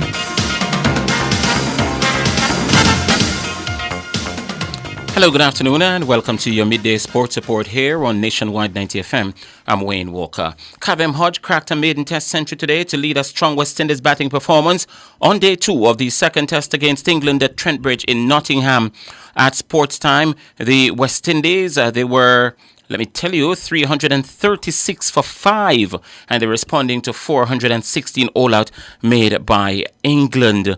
Joshua De Silva is unbeaten on 23, and Jason Holder 18. Those are the two not-out batsmen at the moment, as the West Indies, they trail by 81 runs at the moment. In fact, 80 runs now, 336 for 5. They trail by 80 runs. Hodge slammed 120 of 117 balls, and he hit 19 fours. He also shared in a fourth wicket stand of 175 with Alec Athanaze, who missed out on his maiden test ton after he was removed for 82 by the England captain Ben Stokes. Athanaze slammed the 10 fours and 1 6. Captain Craig Brathwaite made 48, Mikhail Louis 28, and Jamaica's Kirk McKenzie 11. As I mentioned, the West Indies are at the minute trailing by 80 runs at 336 for 5. Surya Yadav has been confirmed as India's new T20 captain ahead of Hardik Pandya, who was the vice captain of the squad that won the 2024 T20 World Cup in the USA and West Indies in June. Surya Kumar's first assignment is the 3 T20 internationals in Sri Lanka on July 27, 28 and 30, which is also the first assignment of India's new coach Gautam Gambhir. And Surya Kumar Yadav is replacing Rohit Sharma, who retired from T20 cricket right after leading India to that World Cricket title here in the Caribbean. 14 Jamaican athletes are down to compete in the United States today at the Holloway Pro Classic in Gainesville, Florida. The University of Florida, to be exact, the final stop of the Puma America Track League Series. Newly minted national 200 meters champion Brian Lavelle will be engaged in one of the marquee matchups of the day. He will face Arian Knighton in a crack half-lap event. Jabari Thomas and Javon Powell will also be in the lineup along with Josephus Lyles, the brother of world champion Noah Dimishke, is entered for the men's 400 meters, where he will face the world leader and new sensation 16-year-old schoolboy Quincy Wilson, who finished the 6th sixth at the U.S. National Championships. He's still going to the Olympic Games, though, as a part of the mile relay. Sondre Davidson and Julian Fort will contest the men's 100 meters, along with Nigel Ellis, Jazeel Murphy, and Ashani Smith. Tyler Mason is down to compete in the 110-meter high hurdles, while O'Brien Waysome goes in the men's triple jump. Candice McLeod, the former national champion, is in the women's 400 meters. Yannick Thompson will be in a crack 100 meters hurdles, along with three of the leading medal contenders for Paris. The world leader Masai Russell of the United States, Grace Shark, who is ranked number 3 in the world at the minute with 12:31, along with world record holder Toby Amusan of Nigeria with a season's best 12:40, and that's a massive lineup in that women's 100 meters hurdles. Rhonda White will be in the women's 400 meters hurdles. Jamaica's Olympic icons Usain Bolt and Shelly-Ann Fraser-Pryce have been named amongst the 100 greatest athletes of the 21st century by top American sports network ESPN. The sports broadcasting powerhouse listed Bolt as the 9th greatest athlete of the century, while Fraser-Pryce enters the list at number 77. Bolt, who is arguably the greatest sprinter of all times, holds the men's 100 and 200 meters world records, 9:58 and 19:19, both set at the 2009 World Athletics Championships in the German capital Berlin. He is the only sprinter to win the sprint double title at 3 straight Olympic Games. Among other greats on the list are the U.S. swimmer Michael Phelps, who is ranked number 1, tennis star Serena Williams, football legend Leo Messi, NBA's LeBron James, NFL's Tom Brady, another tennis great Swiss Roger Federer, American gymnast Simone Biles, and former PGA Tour number 1 Eldrick Tiger Woods. Fraser-Pryce, affectionately called the Pocket Rocket, is a 2-time Olympic gold medalist over 100 meters. Her first in 2008 in Beijing made her the first woman from the Caribbean to win gold in that event. Fraser-Pryce, who along with Bolt are 2 of the 3 athletics professionals on the list, is just ahead of the oldest boxing world champion at 49 years old, Bernard the Executioner Hopkins, and lies behind the mixed martial artist Georges St. Pierre. The American 200 and 400 meter specialist Allyson Felix is ranked number 63, and she's the only other track and field athlete in the 100 list. According to ESPN, experts in individual sports were asked to vote to rank the top athletes in their sports since January 1, 2000, and those votes pared down pools in each sport to list of 10 to 25 athletes each, which constituted the overall candidate pool for the top athletes of the 21st century. Each voter was presented 2 randomly selected names and asked to pick which one had the better career in the 21st century. Across repeated randomized head-to-head matchups, more than 70,000 votes were cast at this stage, and using an ELO rating system, the list was pared down from 262 to 100. That list was then evaluated by a panel of experts for any inconsistencies or oversights resulting in the top 100 ranking. Jamaica will today begin the final journey for a place at the FIFA Under-20 World Cup in Chile next year when they face the United States at the Estadio Miguel Alemán Valdez in Mexico starting at 9 o'clock tonight. The game will follow the other Group A encounter between Costa Rica and Cuba. The Jamaicans arrived in Mexico in 2 batches over the last 72 hours and will be looking for a win to start the campaign, which will see 4 teams making it to the World Cup. Italian football giants AC Milan today signed the Spanish forward Alvaro Morata from Atletico Madrid on a 4-year contract with an option for a further 12 months.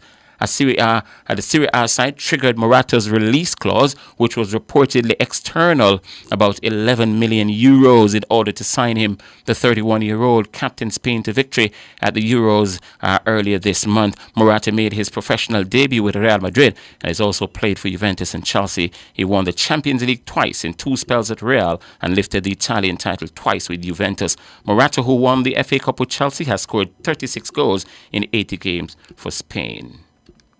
And it's now time for the Nationwide Olympic Fact. It's sponsored by Fontana Pharmacy. This is Nationwide's Olympic Facts.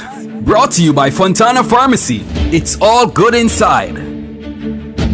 Did you know that Dion Hemmings is the first Jamaican woman to win individual gold at an Olympic Games? Yes, that's a fact. Dion Hemmings created history when she won gold in the women's 400 meters hurdles at the 1996 Olympics in a then Games record time of 52.82 seconds. That was Nationwide's Olympic Facts. Brought to you by Fontana Pharmacy. It's all good inside. Yeah, next week, folks, this time next week, the place will be buzzing. The Olympic Games will start this time next week. Yeah, this day, this time. And so we've got 7 days to go before the greatest show of 2024. Nationwide 90 FM, your exclusive radio broadcasters of the games here in Jamaica. That's sports. We're going to be back with more at 5:25 this afternoon. Until then, I'm Wayne Walker. Enjoy the rest of the afternoon.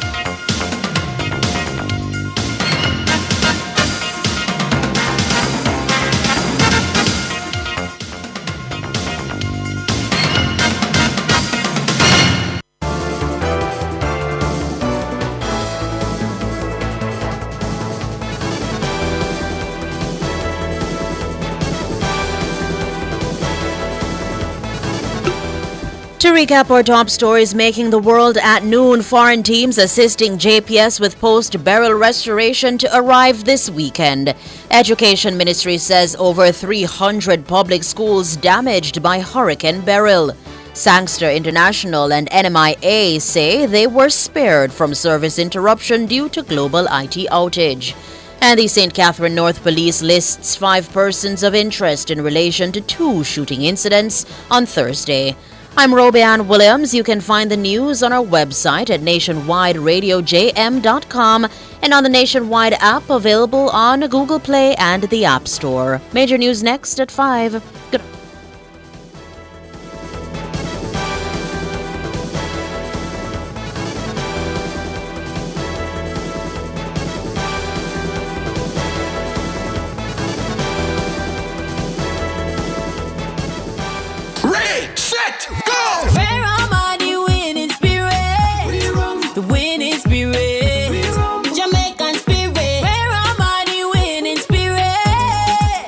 Unite as one. Everybody go grab your rear rum.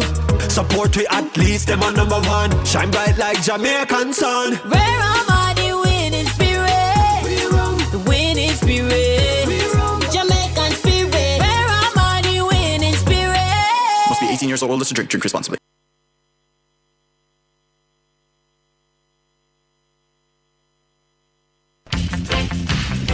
You live the life you love. Reggae Sumfest is back July 14 to 20. Get ready to turn up the heat and volume on Nationwide 90 FM as we broadcast live from Reggae Sumfest. Nationwide's broadcast kicks off at 8 p.m. on night 1 and night 2 for the Reggae Sumfest. That's 8 p.m. on July 19 and 20. Tune in as we capture the electrifying atmosphere of the Caribbean's largest reggae festival. These roads of flames are catching a fire. We'll bring you exclusive interviews with top artists, chat with excited patrons, and describe the hottest performances. I bet you give me some loving. Whether you're at the festival or vibing at home, Nationwide 90 FM has you covered. So don't miss a beat or a rhythm when you tune into Nationwide 90 FM at 8 p.m. on July 19 and 20. Experience the ultimate vibe and get your reggae fix with Nationwide 90 FM, the new revolution in media. This broadcast is brought to you by Downsound Entertainment, Loud Fashion, Sandals Resorts International, Hospital Montego Bay, Fairview Medical and Dental, Grand Palladium, El Paso, and Grace Foods.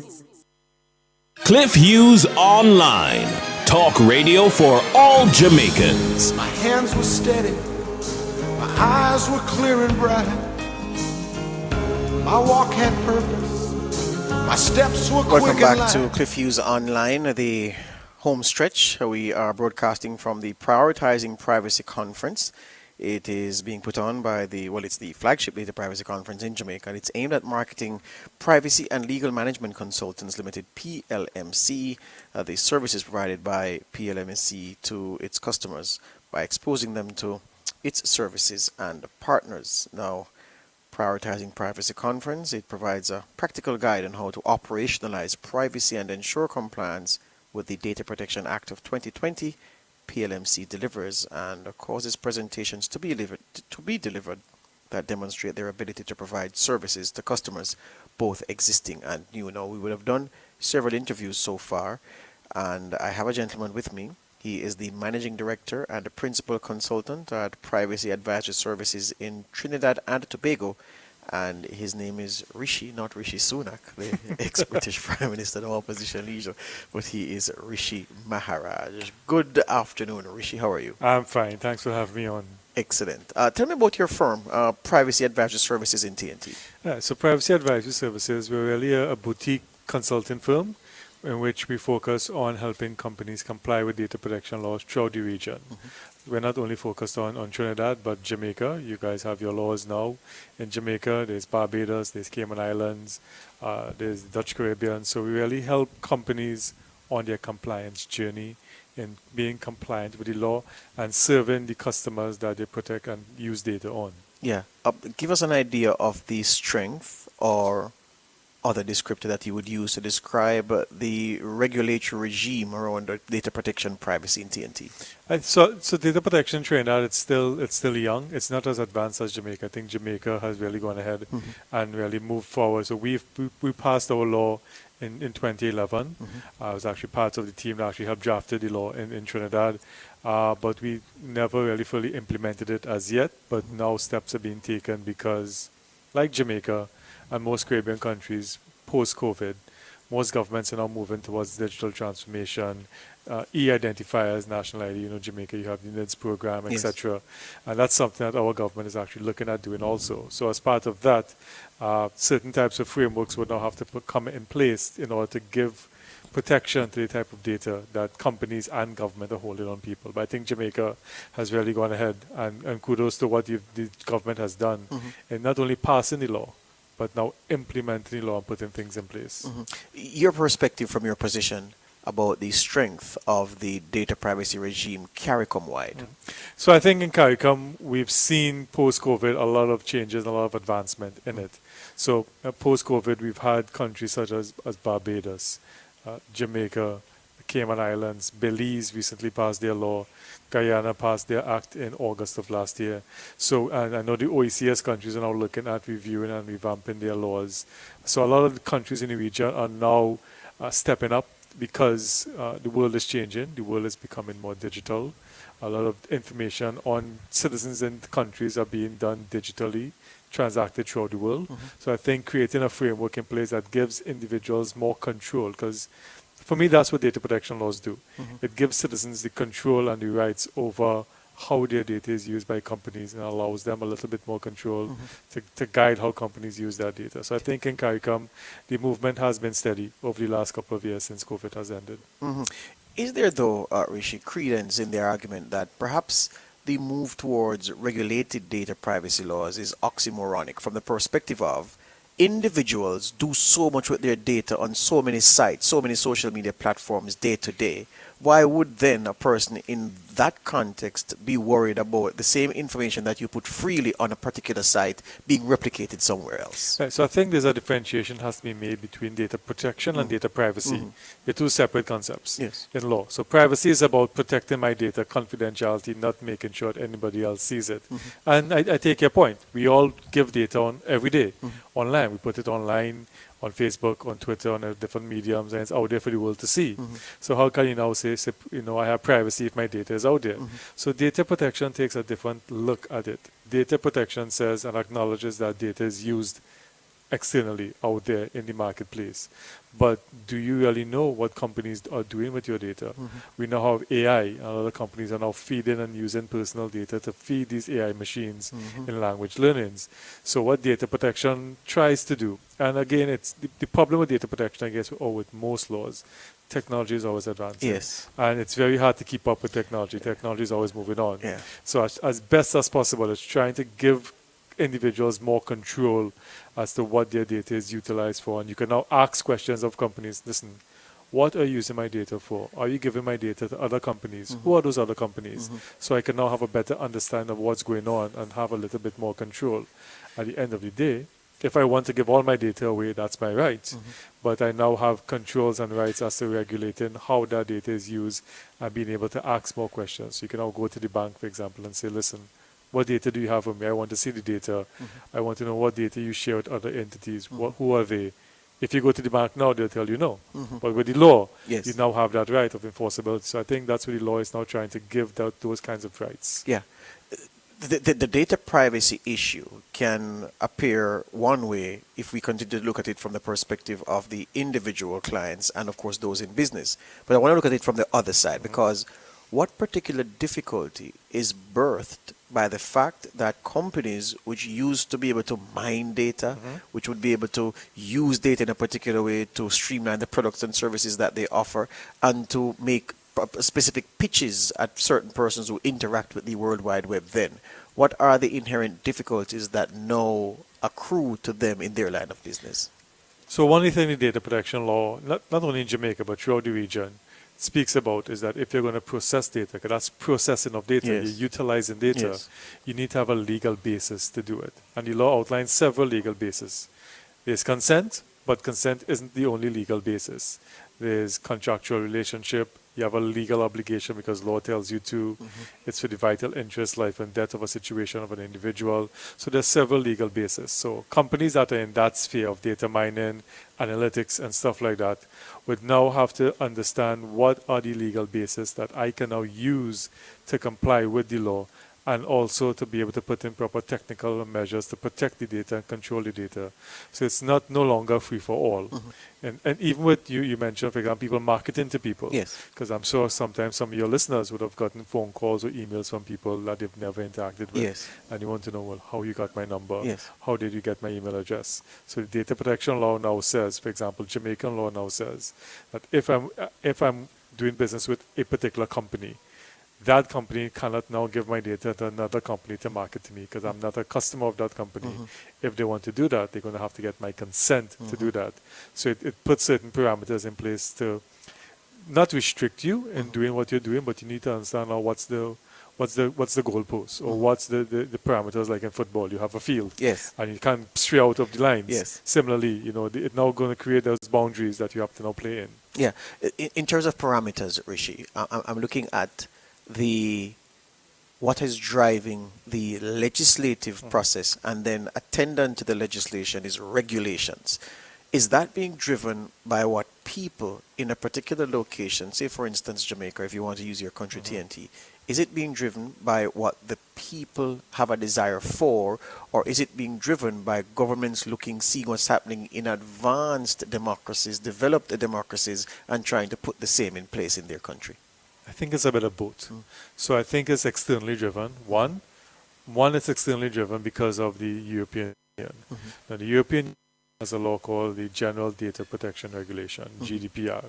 And that regulation is what we call extra jurisdictional. It applies to companies even if you're not in the EU, but you're collecting data on them. Yes. You have to process it. And of course, being Caribbean countries, a lot of our biggest trading partner is the EU.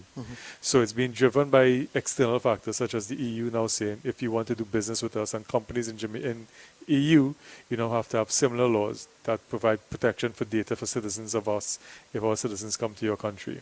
So that's one external factor. Another one is digital transformation. A lot of companies and a lot of countries are now moving towards EIDs, NIDs, etc. Jamaica has Trident.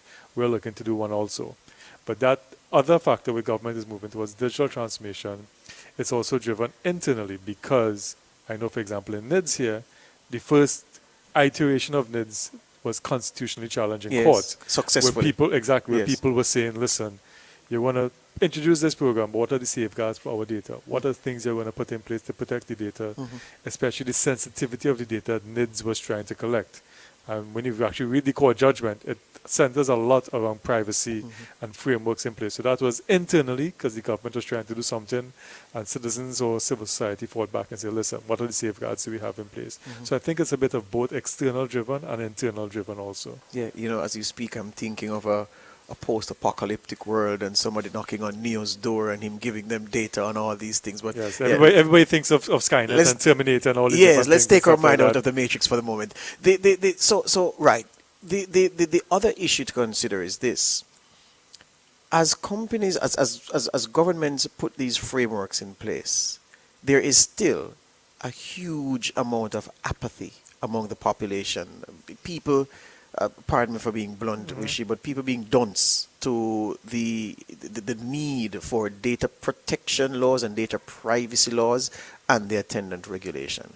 What do you think it will take to move the needle, to bring people more into the fold? And I say this because I remember when the original iteration of NIDS came about in Jamaica, and people were very concerned because they're saying, oh, I'm not giving the government my retina scan to hold on to. I'm not giving them my fingerprint to hold on to, and my thumbprint and all these things. I'm not giving them those things. Yet, the same person who says that and is very strident in saying that will go on Facebook and get everything on Not Facebook. even that. Will go to the U.S. Embassy or the Canadian High Commission or the UK High Commission and do all of these things to get a visa to go abroad without thinking that, but they have my data. So it's this disconnect between trusting a foreign power with your personal information, but not trusting your host government to protect it in the same way that you matter-of-factly think that the foreign power will do. How do we bridge this gap? Yeah, and that's a culture change. And it's a really big problem because governments, I think, in the region, we're no different. People don't trust the governments in the Caribbean countries. I know in Trinidad we have that. I know Jamaica is probably the same. So there's a lack of trust. And I think that lack of trust has been built up because over the years government has shown that we can't trust them in different iterations, different things. So I think it's a matter of the government building up that trust in their own systems, that they are just as good as the US, the Canadian or the US or the EU governments. But I think it's going to be a culture change because it's something new that people are aware of. And even if I bring the EU, for example, the EU's law has been around for 5 years now. And even then, it still has challenges with people not accepting, trusting government surveillance, all these different things. So it's nothing new to Jamaica. It's going to take time. It doesn't happen overnight. It's really going to take some serious education. Events like this kind of creates that kind of avenue of educating and letting people understand what it exactly is. Nora has given me the wrap-up scene, but Nora, obviously, 30 seconds to talk about the global IT outage. You woke up to that this morning. You may have seen reports from last night. Exactly. It was massive. Well, I don't like to quote Trump, but to him, to use his word, the disruption was bigly. Yeah. It was huge right across the country, right across the world. Yes. A big issue. And again, that shows the impact of how connected we are, where one system update can show off a whole global outrage. You have airports that are down, banks that are down, ATMs, coffee shops, McDonald's, scan the card. Exactly. All these things are down, and so it shows how interconnected we are as a people, and something that's happening far away could impact us even here in Jamaica and Trinidad and stuff like that. So it's a really huge thing that it shows that all these things are we are all part of a global interconnected community. Excellent. Rishi Maharaj, he's the managing director and the principal consultant at Privacy. Do you say privacy or privacy? It's privacy. There you go, because I noticed the spelling. Privacy Advisor Services, and I know that Nora Gay Banton spells very well. So managing director and principal consultant at Privacy Advisor Services in Sweet TNT, Rishi Maharaj. Thank you very much, man. Thanks a lot, guy. All right, we take a break here on Cliff Hughes Online. Back with more after these. My hands were steady, my eyes were clear and bright. My walk had purpose, my steps were quick and light. And I held firm to what I felt was right, like a rock,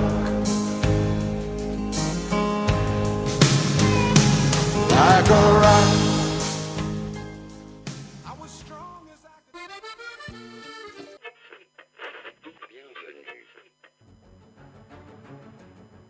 I stay locked into Olympics because, of course, I'm Jamaican. I tune into the Olympics, but I'm always busy.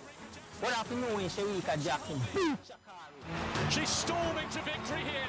Watch the clock. This is so fast. Brother, I have to see every notification for the Olympics. Me, who want to hear every run. The Jamaican's coming. He's closing. What a performance. Every jump and every fling. Oh, wow. Live. Nothing can miss me. We're always on the move. So while I'm driving, Thompson here from 60 odd, moving away, and he gets the victory. She's jogging, or at work. Hurry, the race is about to start. We can't miss a beat. For me, Because we keep it locked. To the only station for the Paris Olympics. Nationwide. Nationwide. Nationwide. 90 FM.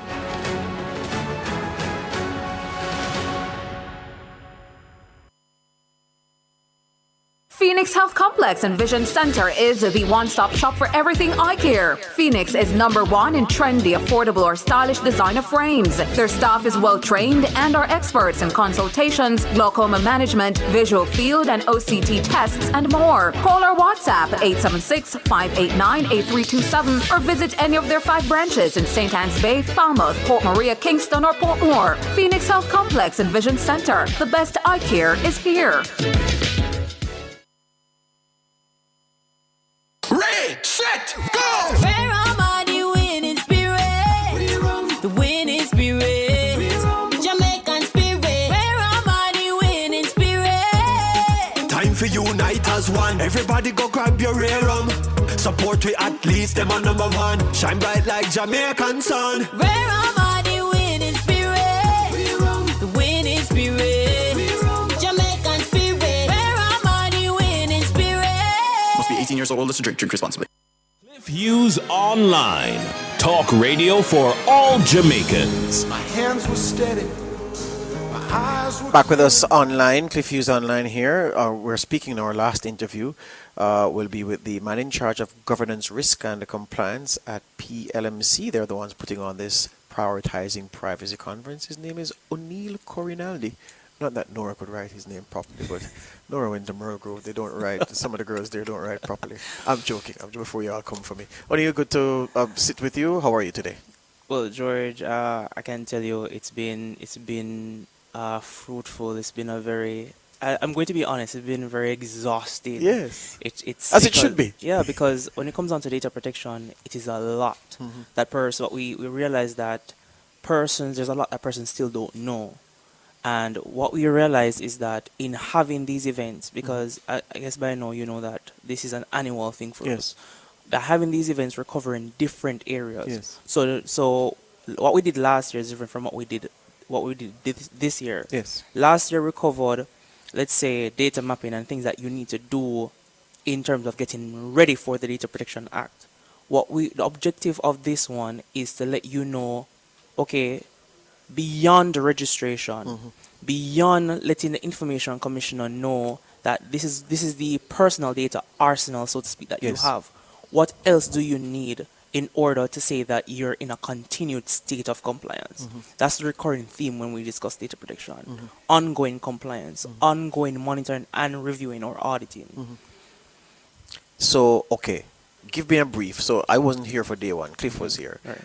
Summarize what happened on day one only for me. All right. So day one, and this is why I have to lift my hat off to the Information Commissioner, Miss Celia Barkley. Yes. When she started out, she said data protection is a journey. Yes. And I hope that's something that resonates with everyone. It's not one person. It's not one department. It takes everyone within the organization. Because there are many steps, there are many measures that need to be put in place. And it starts at the executive level. So when we're discussing data protection, what she indicated is that stricter enforcement is coming. Yes. But what our managing director, Mrs. Georgia Gibson Henley, indicated is that we're moving beyond that fear. And throughout her presentation, she discussed mapping the enforcement process so that we can appreciate what we ought not to do and what we ought to do so that we are not in the eyes or under the microscope of the Information Commissioner. Yes.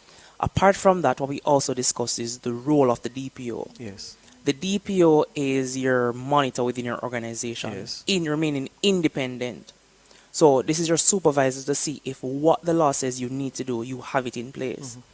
And I believe Miss Arnold captured that brilliantly. Making sure that persons are aware of the role of the DPO being to ensure that you are compliant, but also that you have a responsibility to assist your data subjects with facilitating the rights that the Act and or Constitution has provided to them.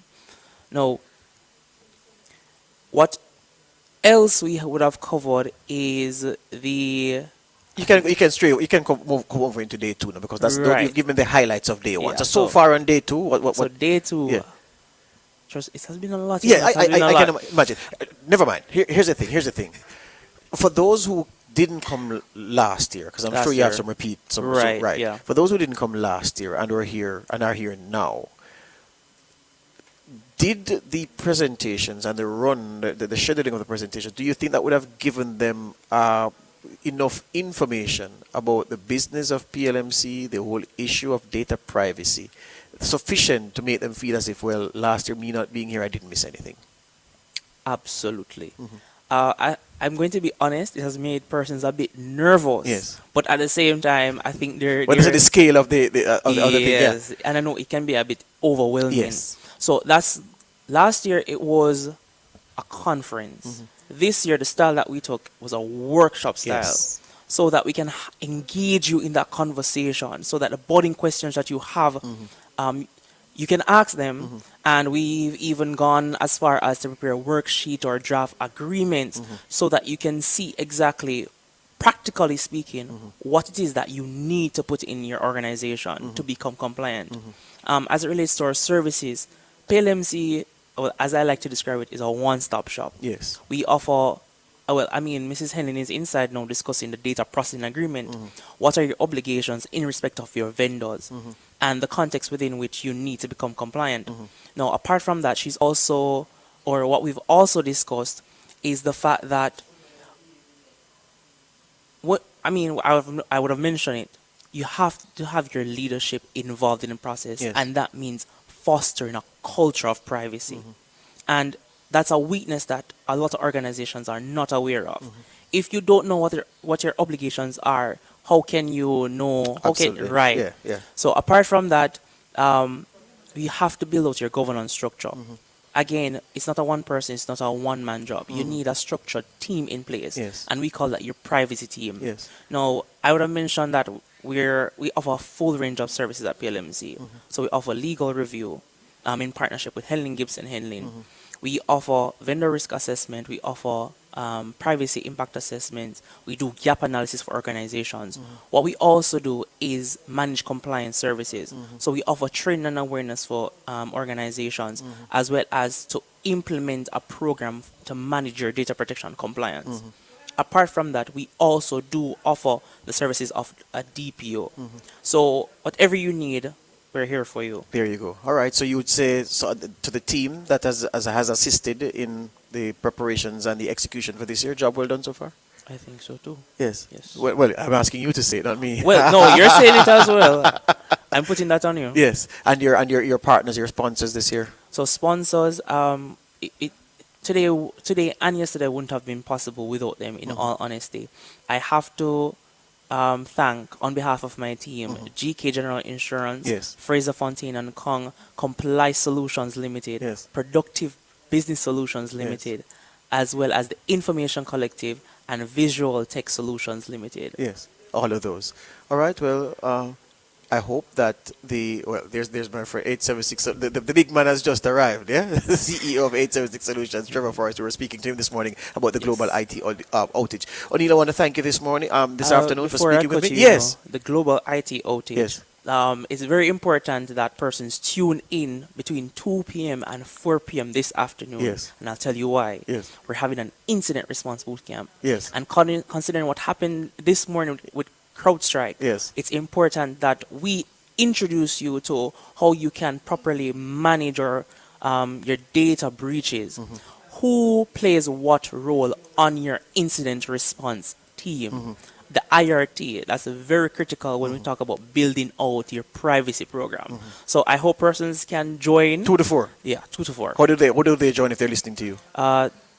Well, they can join the Zoom link. Yes. You can send us an email at services@privacymgmt.org. Services at privacy. Yes. MGMT. Yes. Short for management. MGMT. .org. So that you can I mean, we're going to streamline the registration Yes. so you can join as soon as possible. Excellent, because people, trust me, people will join you. Yeah. All right, well, O'Neill, I want to thank you very much, and I wish you all the best, my friend. All right. Thank you, George. You're managing the pressure well. I know it's a lot, but you're managing the pressure well. Well, thank you. I hope it doesn't show. Yeah, there you go. All right, that's it for us here from this Prioritizing Privacy Conference. The energy is crackling. Young people with their hand on something that is critically important to the way we live and do business. And PLMC has certainly showed its capabilities as a data privacy partner and a solutions provider for individuals and for businesses. And I'm certain that those who attend upon this conference, those who contribute, will believe that they're building something worthwhile, something for the future. And those who are here just to see what's on offer will leave here with their information base bigger than they came here. Thank you, and thanks to our team, Nora K. Banton, our technical, or our producer rather, technical man, Jeremy Campos before him, Damien Cunningham after, our videographer. I always call you Jamali, yeah, Jamal Tucker, and our facilitators, Pam Owen, the BDE who worked on this project. Thank you all, and I send you away for some entertainment now on Nationwide 90 FM. You've just heard Cliff Hughes Online. Like a rock.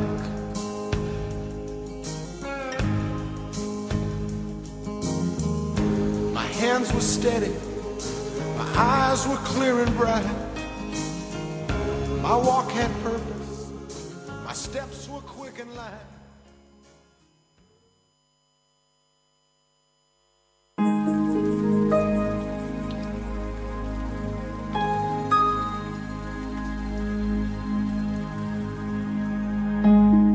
Welcome to Oasis. Stop by for a refreshing drink.